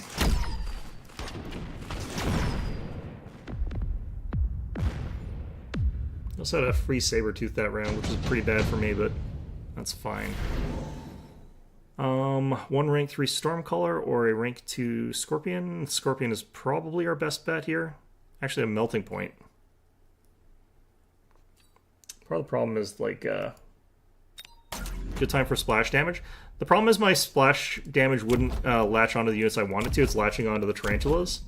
And there's not a ton that I can do to stop that from happening. But what I actually kind of want to do is get Sandworms here. Which might sound weird, but I'm going to try it. I can't afford it right now, though. That's the unfortunate thing.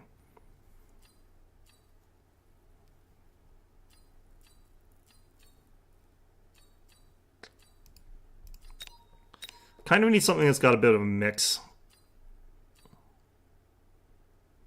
I think Stormcallers, actually, for the time being. That'll buy me a little bit of time.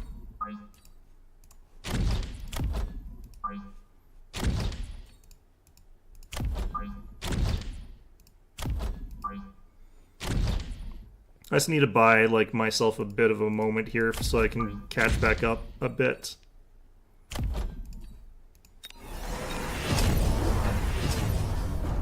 Splash isn't splash damage, like area effect. Just going for the little guys here.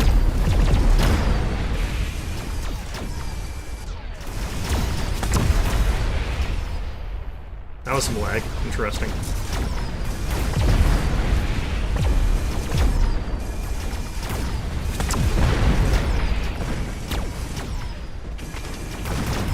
I need to put the sniper module on this guy.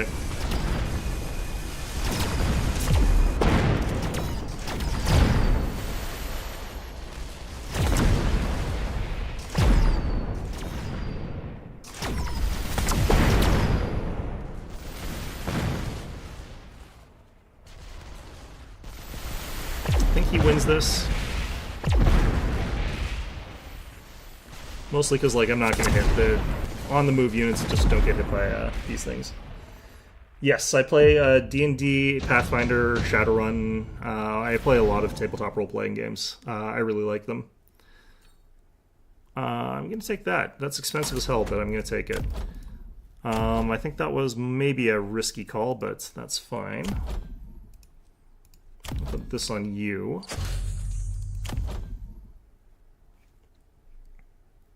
With this thing here, it's really risky for me to go for Arclight, or for anything other than, like, Chaff. So I'm going to do this for a turn, and then we'll get the worms next turn.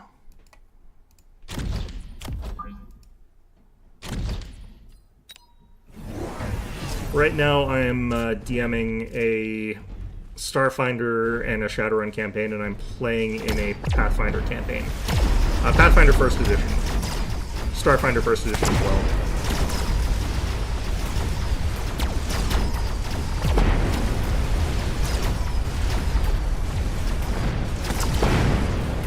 I need to get the Persistent Fire, I think.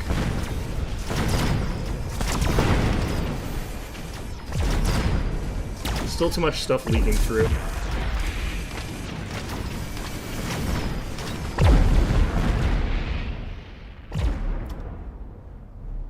Yeah, I haven't played very much of the new edition, so a lot of the games that people play for like tabletop roleplay games, like D&D, the new edition, whatever the hell it's called, I don't play that. I didn't really play very much of like 5th edition at all, and stuff like that, so what I play is probably not necessarily what you're used to, but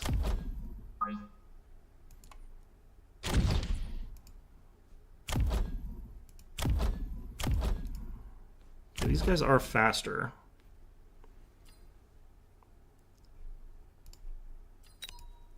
Let's just do that.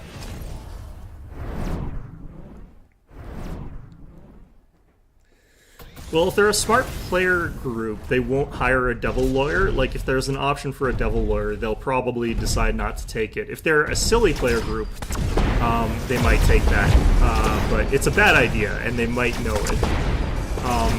Obviously, you just have them, like, introduce themselves as, like, Asmodeus, attorney at law. Like, Asmodeus, I think, would be a good name, I guess, maybe? You know, something like that. And don't tell them that they're a devil, you know. You don't tell the players that they've hired a devil lawyer, or a fairy lawyer. Either of those is bad.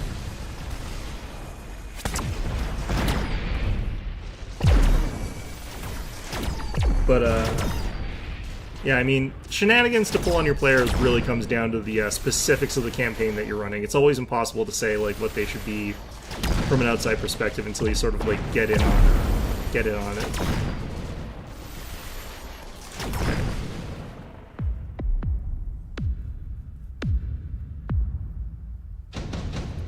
Also, if the party's in legal trouble, they're a very strange party, because 9 times out of 10 what happens when that happens is they start murdering things. Not always. I have parties that definitely try to get out of that with other means, but that is the norm, I'd say. Let's see here. Incendiary bomb.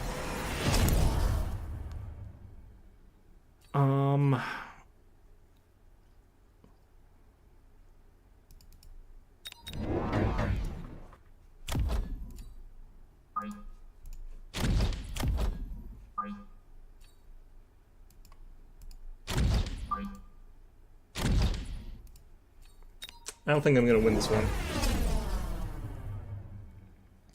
If you specified they were a devil, the party would 100% try to hire them.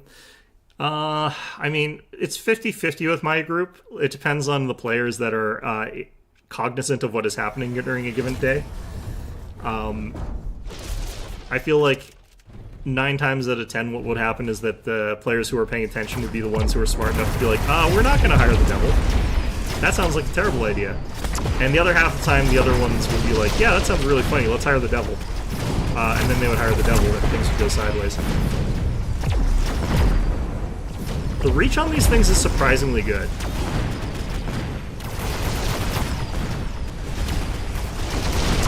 I'm kind of surprised at how far these guys can strike from.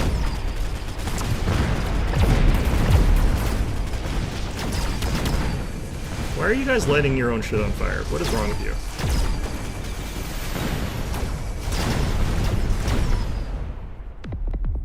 Murder is frowned upon in the city they're in. Murder is frowned upon in any city that any adventurer is in. I have not known that to be a consistent or reliable way of stopping parties from murdering people.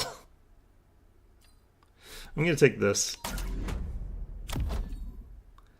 Let's go ahead and promote you and give you the range enhancements. Now might be a good time to actually start taking some more serious crowd control, but I think what we can do is actually just get some more Stormcallers for that. And that would actually work fine.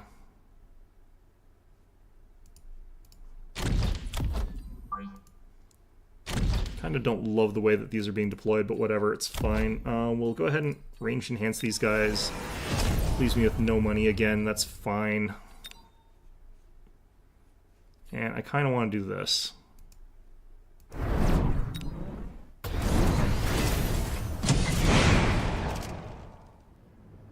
Well, that sucked. Don't have logical players making these calls? Yeah, I mean, that is kind of how that goes, really. That's kind of the problem, like, I run into as well, is, like, you know, a lot of very goofy players. Oh, that sucks. That came at a very bad time. Was that a call-in, or was that... No, that was an actual... There was an actual thing there. That might be a game-winning move on his part, but you know what? That's fine. I wasn't paying that much attention.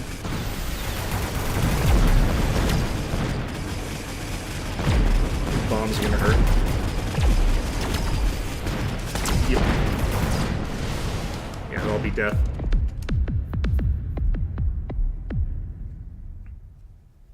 Worms I'm not having the easiest time with. Well, I did say I need to, like, unlock their abilities. Alright, let's, unit mod them, because I can buy one now.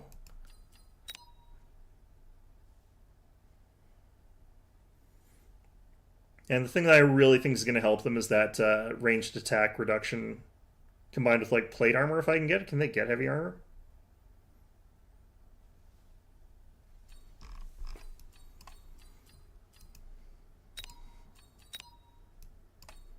Yeah, they can get armor enhancement, increases HP 50%, blocks 60 damage when attacked, yeah. I think that mechanical division might actually be okay under certain circumstances, but you don't get many of these guys, and the 4 sandworm larvae is not very much. So I think what we're going to do is get rid of replicates. What is a larva? I'd have to see what those are like. Maybe I'll try making one just to see what they're capable of, and we'll do that. So I would need replicate.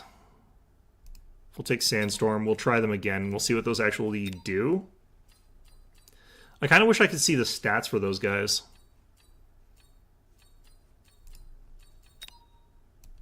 Oops.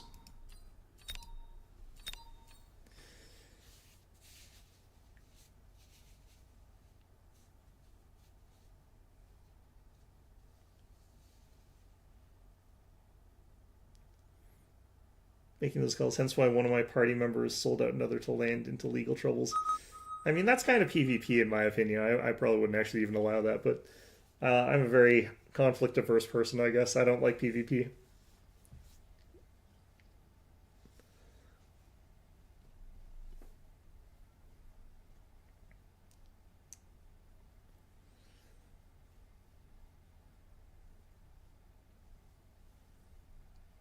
I don't know. I always feel like adventurer way of doing anything is they skip town when that happens.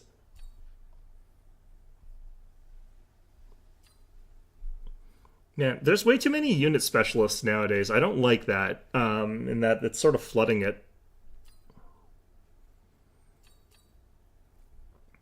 These are bad combos.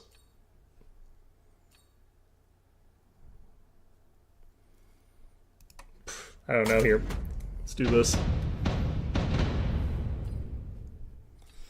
Okay, that's not that bad.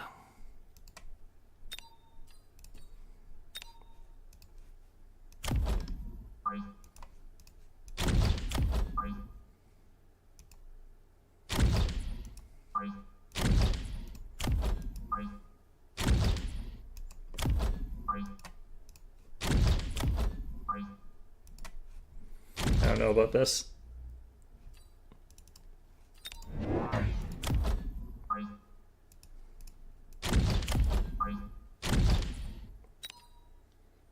That reminds me, I need to get up to my shenanigans for what I'm going to do on my Friday when I'm running for my group. He's gone kind of wide, but gone for supply specialist versus me getting a free typhoon. I can only afford the one Mustang group. I'm not sure if that's a good call. Yeah, I would recommend trying it to just see what it's like again. That's what I'm doing, basically. Need to leave? Oh no, not because of sickness. If it was related to the piercings, wouldn't it be like it's red and itchy near the piercings?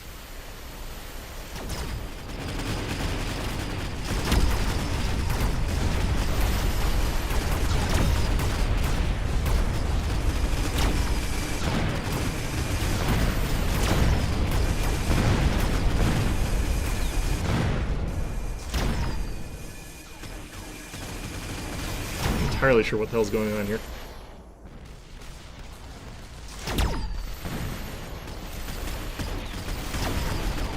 Alright, gang, you can do it. Which, I mean, definitely not, but that's fine. I'll have a big boost when I get the free typhoons, but yeah. Flu symptoms? Yeah, I guess that can happen from any kind of infection. Still, you know, hopefully not. Better sandworms. I mean, we're going sandworms. I might as well try it. In the meantime,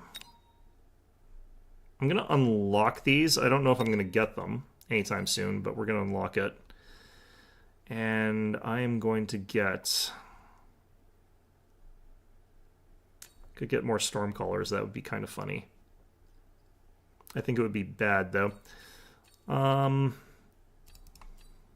Let's get 2 more Marksmen for now.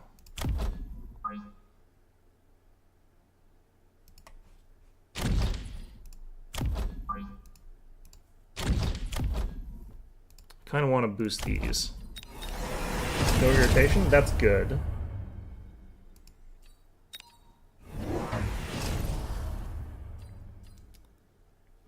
Could also just be one of those like things where like a lot of people get sick when they get poked with a needle even if there's kind of nothing in it.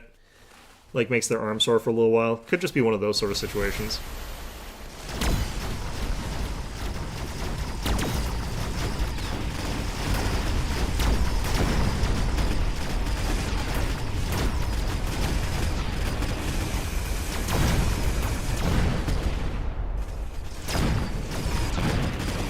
We're gonna lose another round here, that's fine. We get the free typhoons down.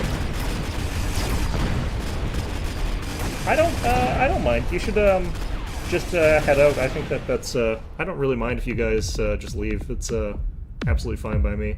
I'm just doing this because I find it fun, so don't ever worry about like me in that sort of way there, I think. Okay, 3 squads of rank 1 Sabertooths. I think that's good for us here. We have got our Typhoons now, which is nice.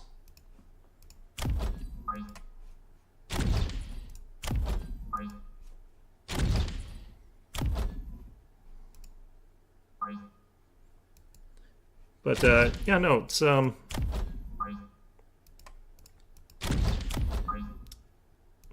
yeah, since I'm not really doing this for the algorithm or anything like that, don't worry about trying to boost it or anything like that. I think just, you know, pop in when you're around and don't need to be here when you're not, I think is fine.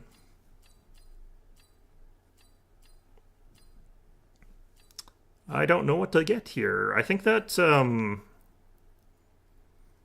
more Marksman technically helps here.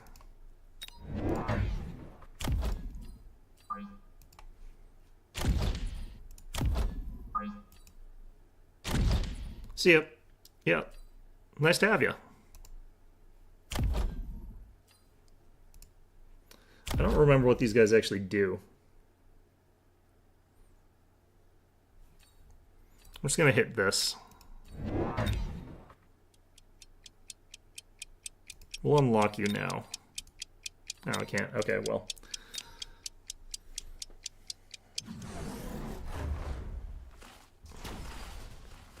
Alright, how's this guy actually do? Yeah, he shreds those things real fast. He even does pretty good damage against the These guys. Oh, no, not really. Against these guys, absolutely wrecks them.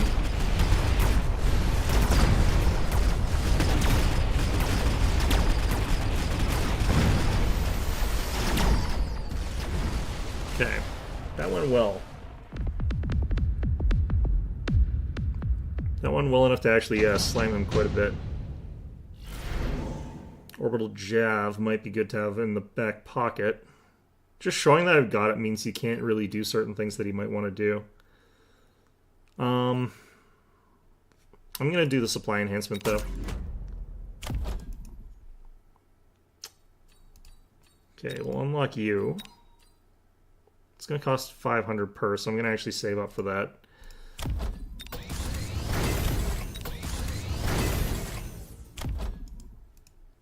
Blah, blah, blah. Okay. It's got rhinos. Doesn't seem like they can do much, though.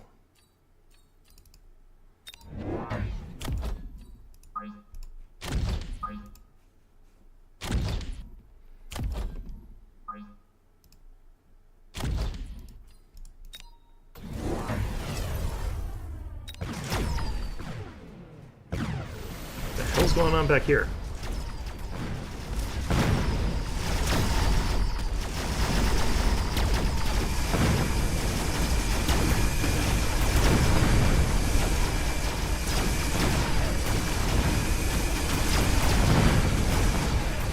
I think he's going to push through on the right here. He's got enough. Especially like this happening. I can't really stop that.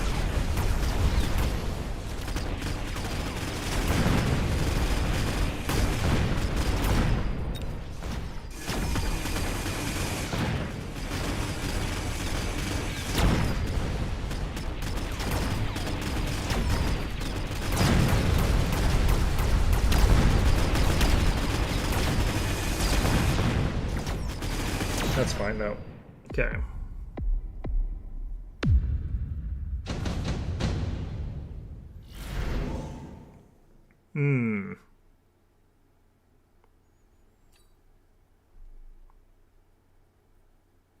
Two squads of wasps could be real annoying against him here.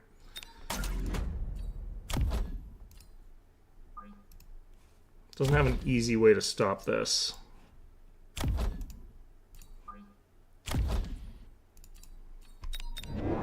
A couple of these guys will get replicates.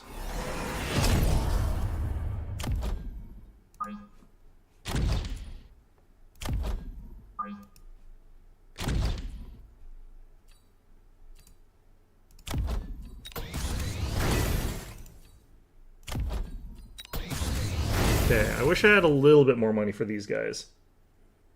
Game is missing Zerg. Well, I mean, it is Mechabellum, you know, it's like all robots, you know. I think that's fair.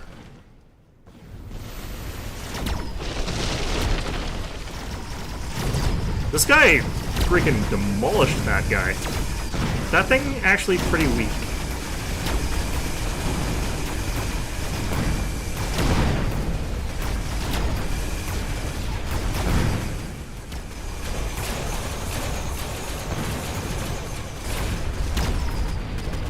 My opponent's gone for some melting points and stuff like that, so...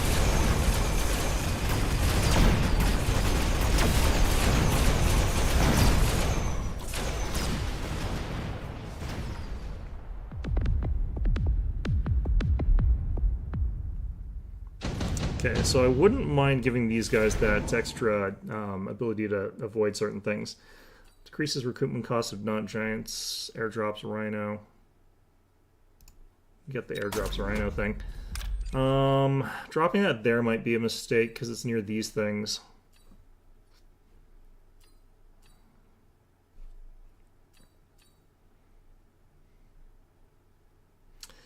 Guess we'll just do that and we'll have them be distractions and then hopefully they'll come in late enough that that doesn't matter.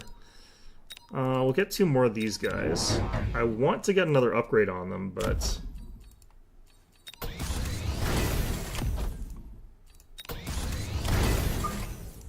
I think if I can get the sand upgrade on them, they're going to be, like, kind of obnoxious. And they named themselves into a corner. A little bit, yeah. I think adding like Zerg though would make it more for if they were trying to make a real RTS and not like a symmetric style game, because this is very symmetrical, doing its own sort of thing that way. But they made very insect-like stuff, like the crawlers are kind of supposed to be insect-like, even though they're not in appearance. And this thing's also kind of like insect-like in the way it works, but yeah, it's not really.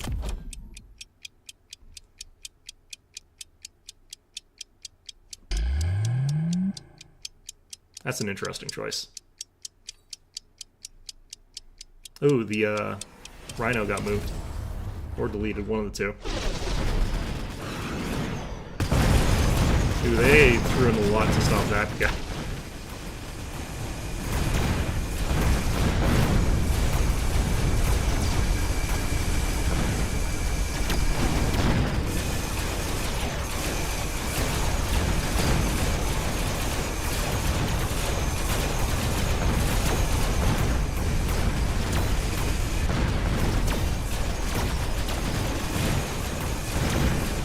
I think we're gonna win this.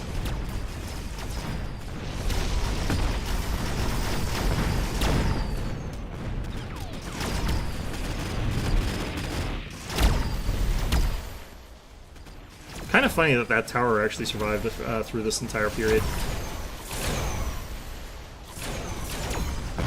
Oh, they did eventually lock on with this guy. That's a shame. It's like a Zoomer RTS.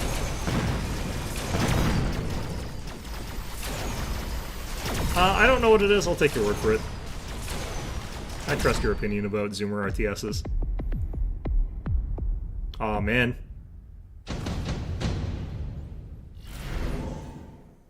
Alright, we go all in on this one, I think. We go with that one.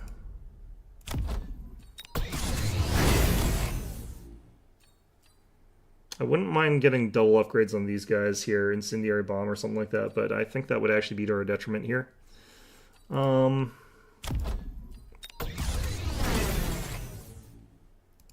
think we upgrade everything.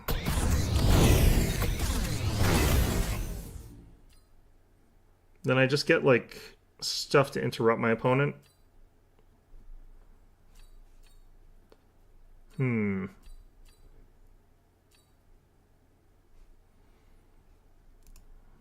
Might want to just sell these guys off.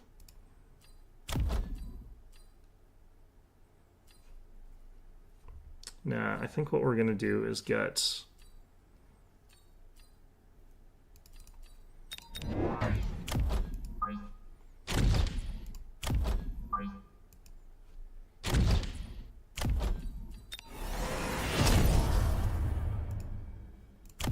I really wish I could afford this, but I kind of want the upgrades.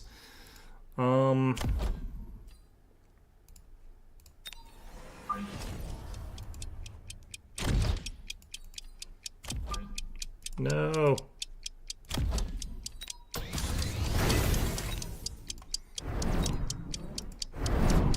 Okay, I think this will do.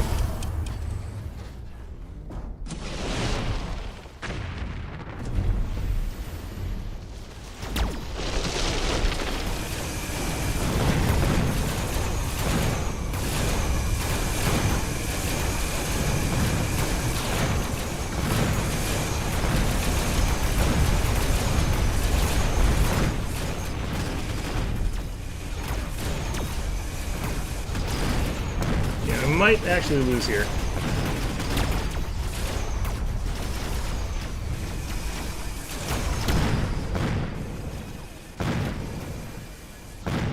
This should take enough focus fire that it dies. I don't think you can actually kill everything I've got here.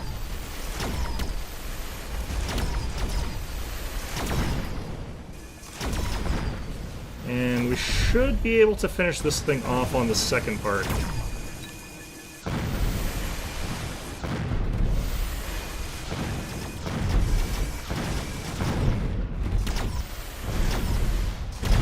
Yep, we got it. And that'll be the win. Worms worked okay here. I didn't get a chance to use the thing I wanted, and I think they're kind of easily counterable in a certain way there. I'm not loving the worms even with that. I think that their upgrades that bring the extra units are kind of trash. I kind of figured they would be. They're just too weak. Like the unit that they bring in as an additional thing just sort of pops up and instantly dies. So I definitely think that that's not the way to go with these guys. The thing that's going to be difficult is surviving things that latch onto them, like the steel ball and like the other stuff like that. Because against those kind of units, these guys don't have any sort of way of fighting back, really. So I definitely think that Replicate's weak. I think we could get rid of that, definitely. I would like to get armor enhancement, but can't afford it right now. You're definitely going to try the worms out. I think that there's a lot to them. I just don't think that the replicated worms need to have... The larvas need to have something going for them because they're really weak. They just instantly popped every time I had them. Do they have the upgrades? Same rank, but not... I don't know if they have the upgrades. I wish I could see their stats. I really do. Their hit points are pretty good. Their attack damage is really quite nice. Their splash range is quite good. Their attack interval is not bad. How much do they get from Mechanical Rage? Reduced by 0.8? So that drops them down by almost 25%. Just a little bit above that. That's not bad. I don't know if I need their move speed to be better, though. You almost want it to be lower, because, like, burrow maintenance, if you were going to actually get that, it would be better if they were slower, but kind of not really. Just learn from my mistakes. Yeah, that's basically what I'm doing here, is just learning from my mistakes, which I'm making plenty.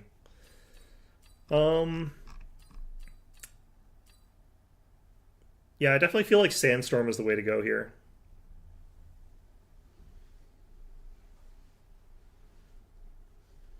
30% damage reduction, combine that with the availability of armor enhancement. It's really strong. It has to be, like, helping out other melee ranged units, though, I feel like. And I feel like the only thing that you can get consistently into there is, like, crawlers with the Subterranean Blitz. But Subterranean Blitz isn't even as good, because it's, like, not even invincibility. It's, like... It's a nullify 50% of damage. You can still be targeted. And since they're so fragile, they die really quickly anyway, so it's kind of like not that great. Loose formation decreases HP by 30%. Crawlers will move in a loose formation. That's interesting. That's new. That's interesting. Did they add anything else to any of the other classes?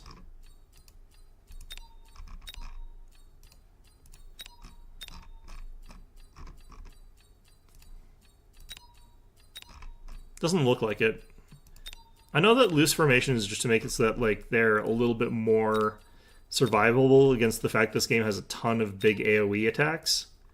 But I think that's just going to result in them clumping back up afterwards, after they start attacking stuff. And that's a huge amount of, like, lost hit points on a unit that's mostly there for blocking using their hit points, so it's kind of garbage.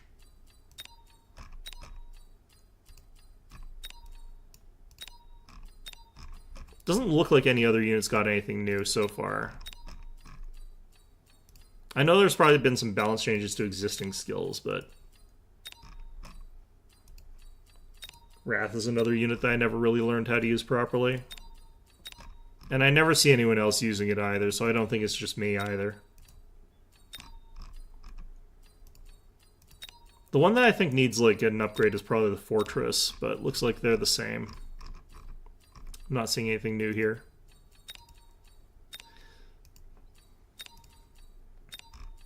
Overlord definitely didn't need new stuff.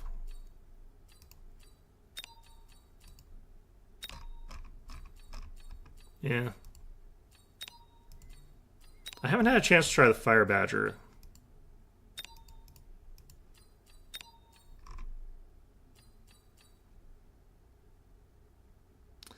I wonder what the odds of Ignite working are. It says that it's a chance.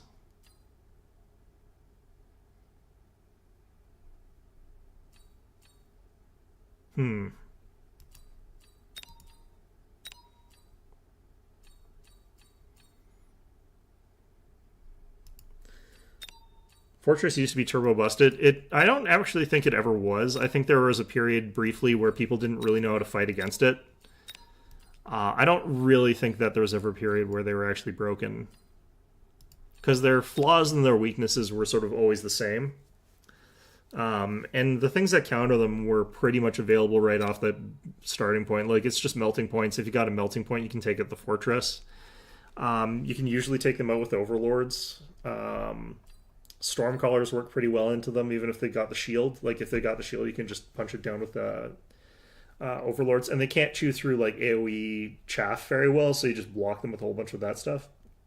And you're able to sort of keep them locked down pretty easily.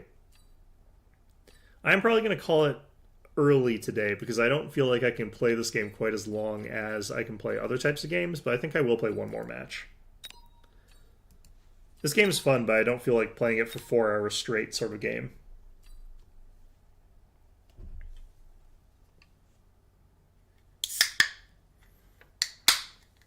Need my energy as well.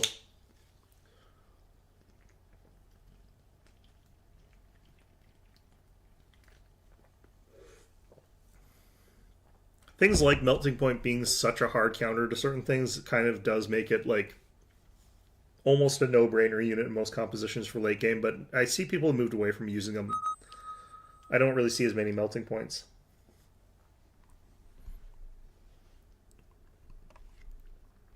People are getting better at keeping chaff into the mid-game, I think.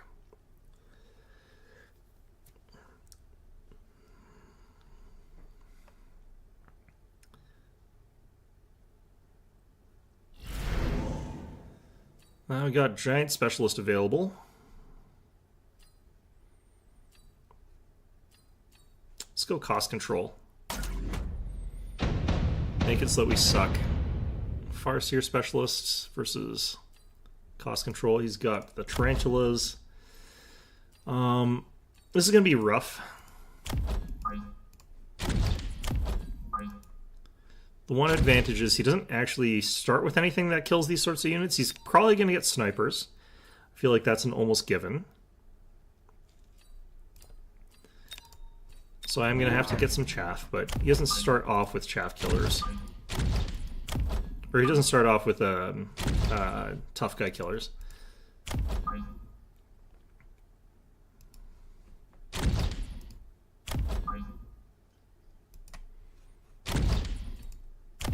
Hopefully I get the distances here right.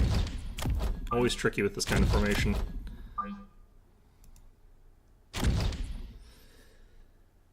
It's harder to grind this type of game. I don't feel like it's quite that, but yeah, it's kind of that. Yeah, he went for the marksman. I kind of knew he would. If he just had like the marksman and I didn't do anything about it, like I would probably just instantly lose to those. But the problem is this guy's actually really good into like everything I've got here. If we latch on like this though, it's like fine. We can do actually okay here. Not sure we're going to be able to punch through the marksman before they kill us. I think we can actually. Yeah, definitely can. Okay. Can easily do 6 to 12 hours turn-based RPG, yeah. Multiplayer games you get tired of like way faster. I'm gonna do this. Because that is actually pretty good against what he's brought. Drop that there. And since I'm cost control, I can actually do something like tanks. Or I could do something like Mustangs or something like that. Ooh, I wouldn't mind doing Phoenix. Let's go with tanks.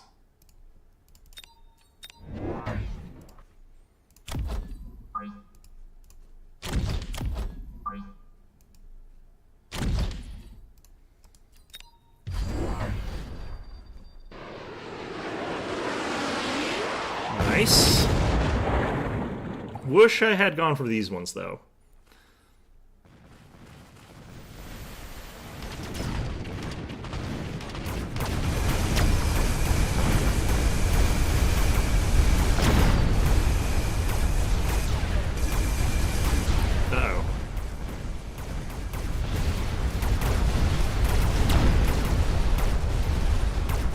we still got this.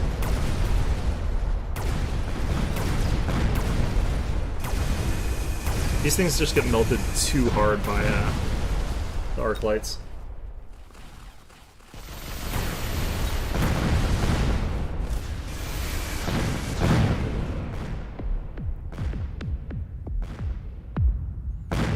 Okay. It's got us free arc light now. Elite Mustangs might be interesting. Let's skip.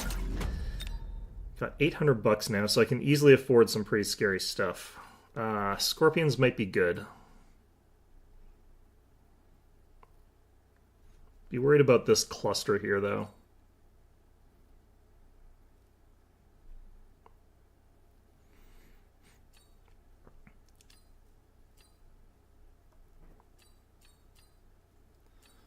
Let's try these again. Let's see here. He went for the guys that could crawl up underneath me, but that's fine.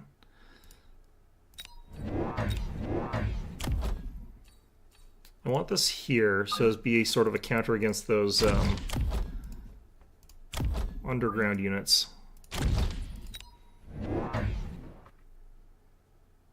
Okay.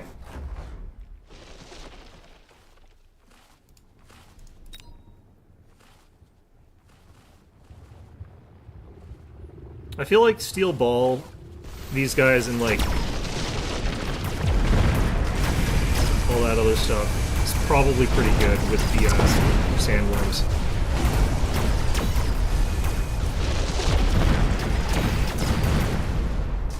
This thing is still really overpowered for what it is. Okay, we're definitely losing this round, and that's fine.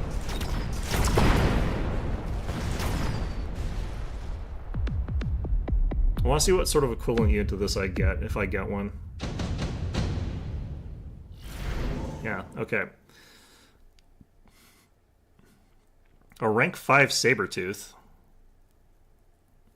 Okay, that's kind of a lot of level.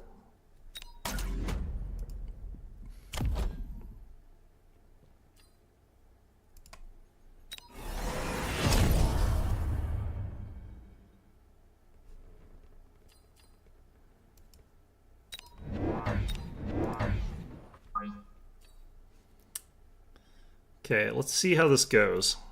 I'm gonna actually get these guys to be anti-missile in a little bit, but for now this is what we're doing with them.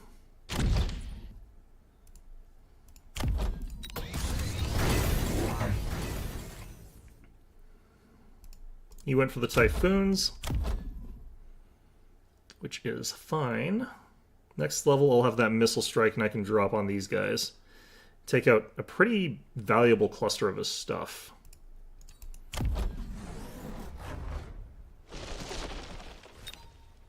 But this one Sabertooth is probably going to be a problem that he kind of has to do something about.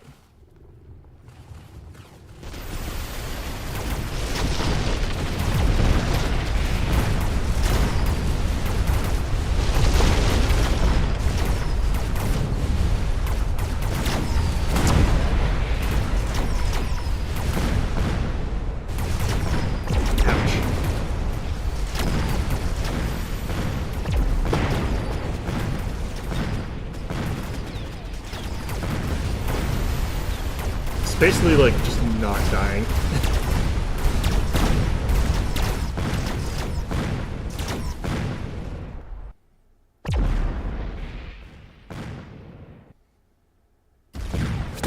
Nice, okay. So, the level, like, 5 Sabertooth that just came out of nowhere is kind of good. Let's see here. Okay, I kind of like that in this context. Oh, only giant units. Shit. Okay, getting that.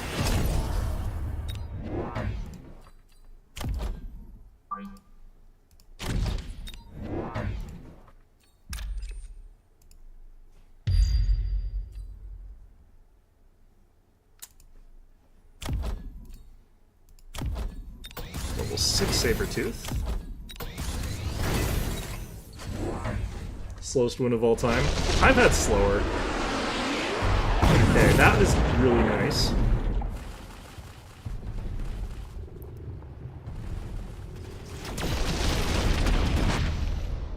I think one of the weaknesses of these guys is that they'll have that big wind-up when they sort of are doing whatever.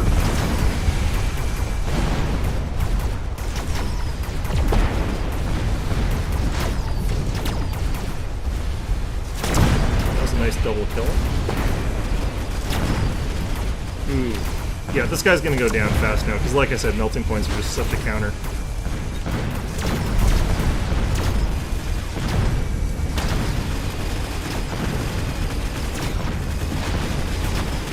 Okay.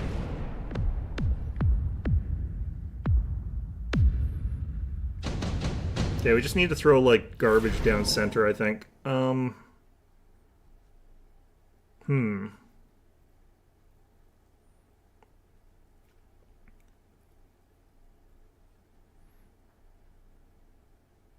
Not loving any of these options, really. I'm gonna take this, just make it so that there's a second annoying unit that's hard to take down here.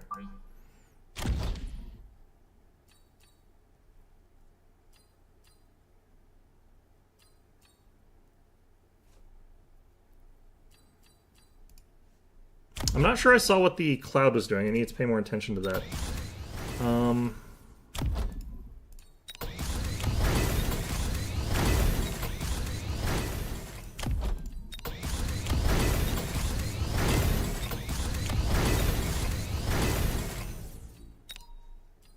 I'm gonna throw these guys center.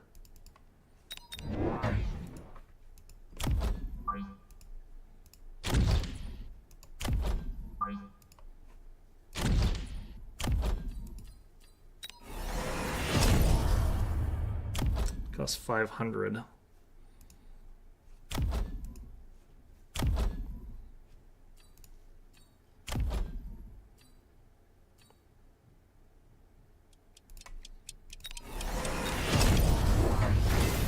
Oh, he got another melting point. He's on to me. Hopefully I can get in range and still hit this thing here before he dies immediately.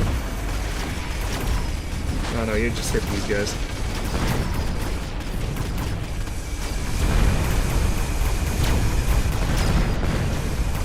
This guy's still alive. This guy took a while to kill. He's still alive, actually. The wind-up time is kind of crazy.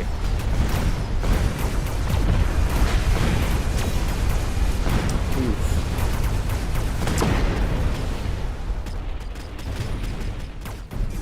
I don't think I can kill the air unit, so I think I'm going to automatically lose here.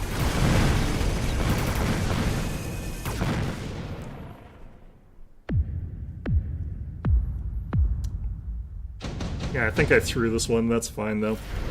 Ion Blast, that's probably actually pretty good here.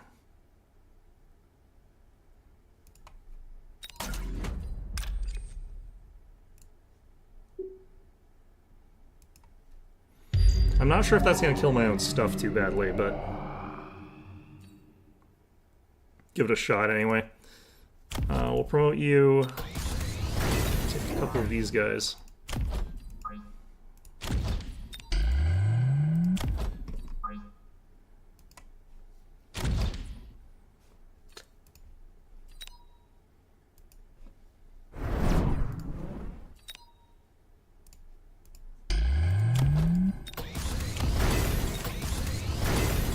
Still lacking in anti-air, actually, now I think about it.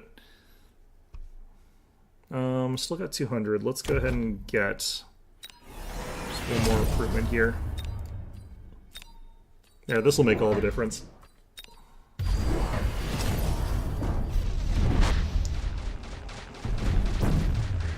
Wasn't quite the right spot there.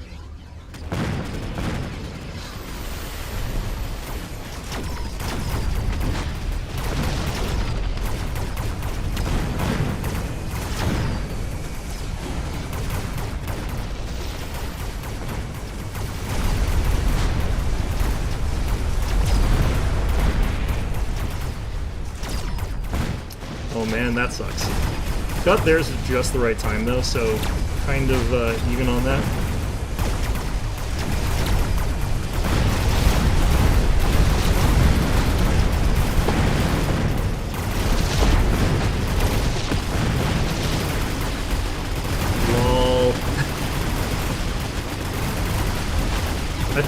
lose all my hit points, though. Oh no, he actually won that. Yeah, he's gonna, I think, kill me here.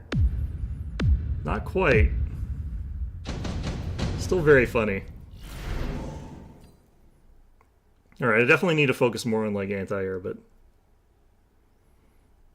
I'm gonna do it by doing this. Take that. We're gonna drop this right over here.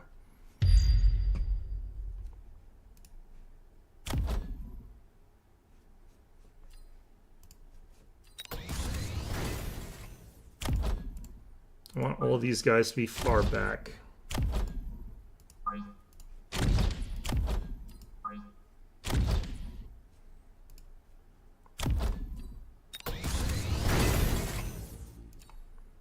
Range enhancement on you guys.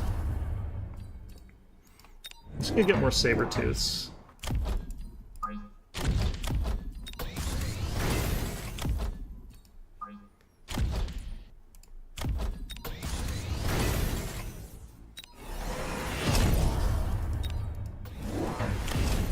Very unfortunate end. Yes, yes. It's not the end, but it's probably the end. Ooh, he went heavy air here. Phantom raise as well.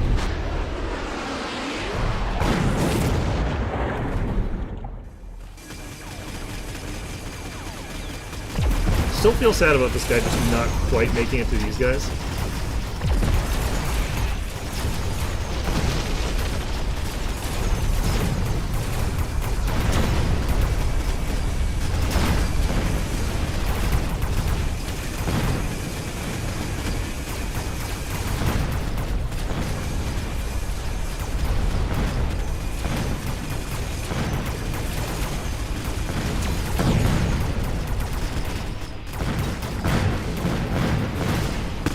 We're just muscling through him here.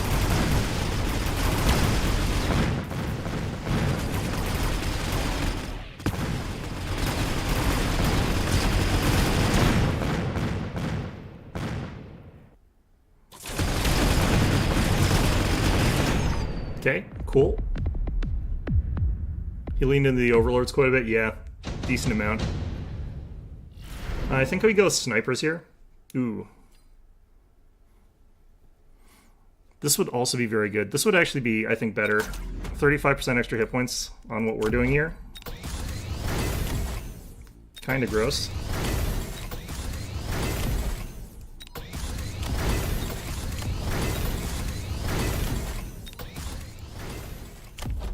Okay, we do that.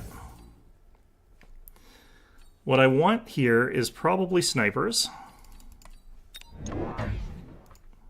We're going to want some upgrades on them, I think.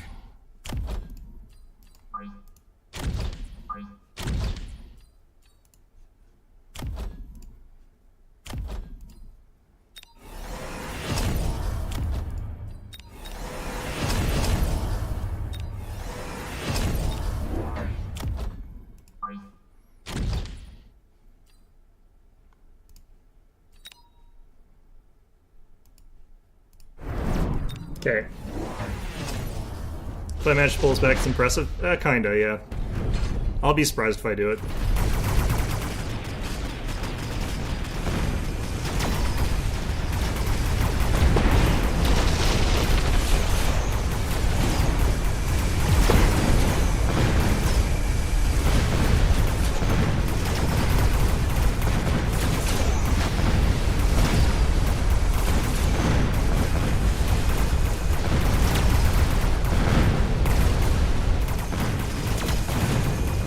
I kind of wonder how these guys got past me that first time. Yeah, we got this. What a crazy win.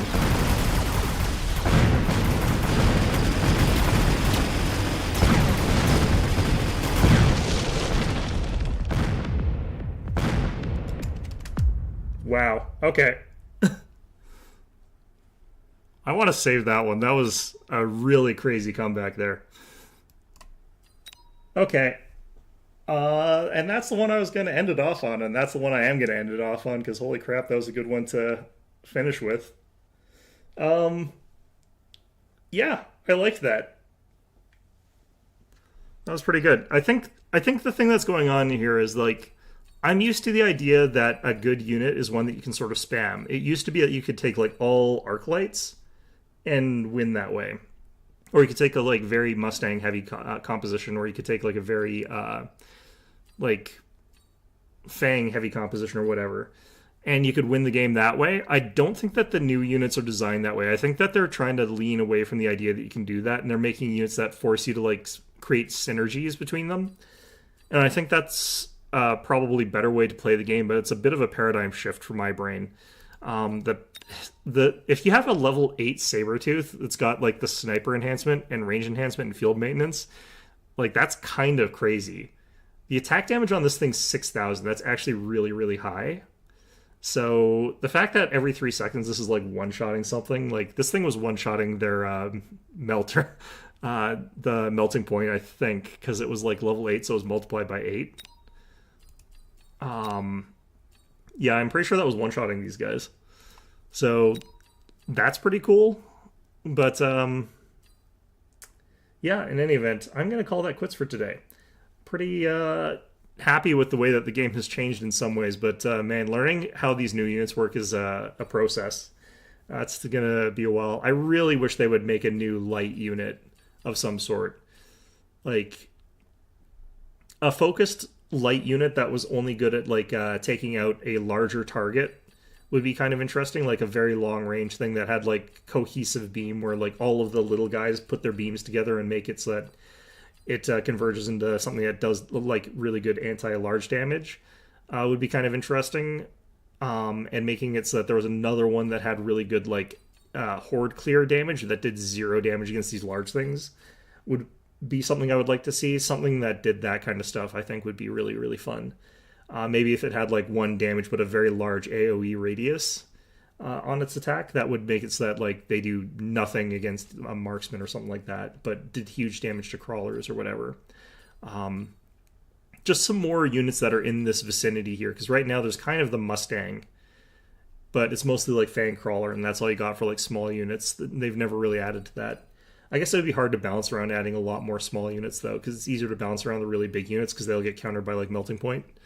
So it doesn't matter if you add new big units. I don't know.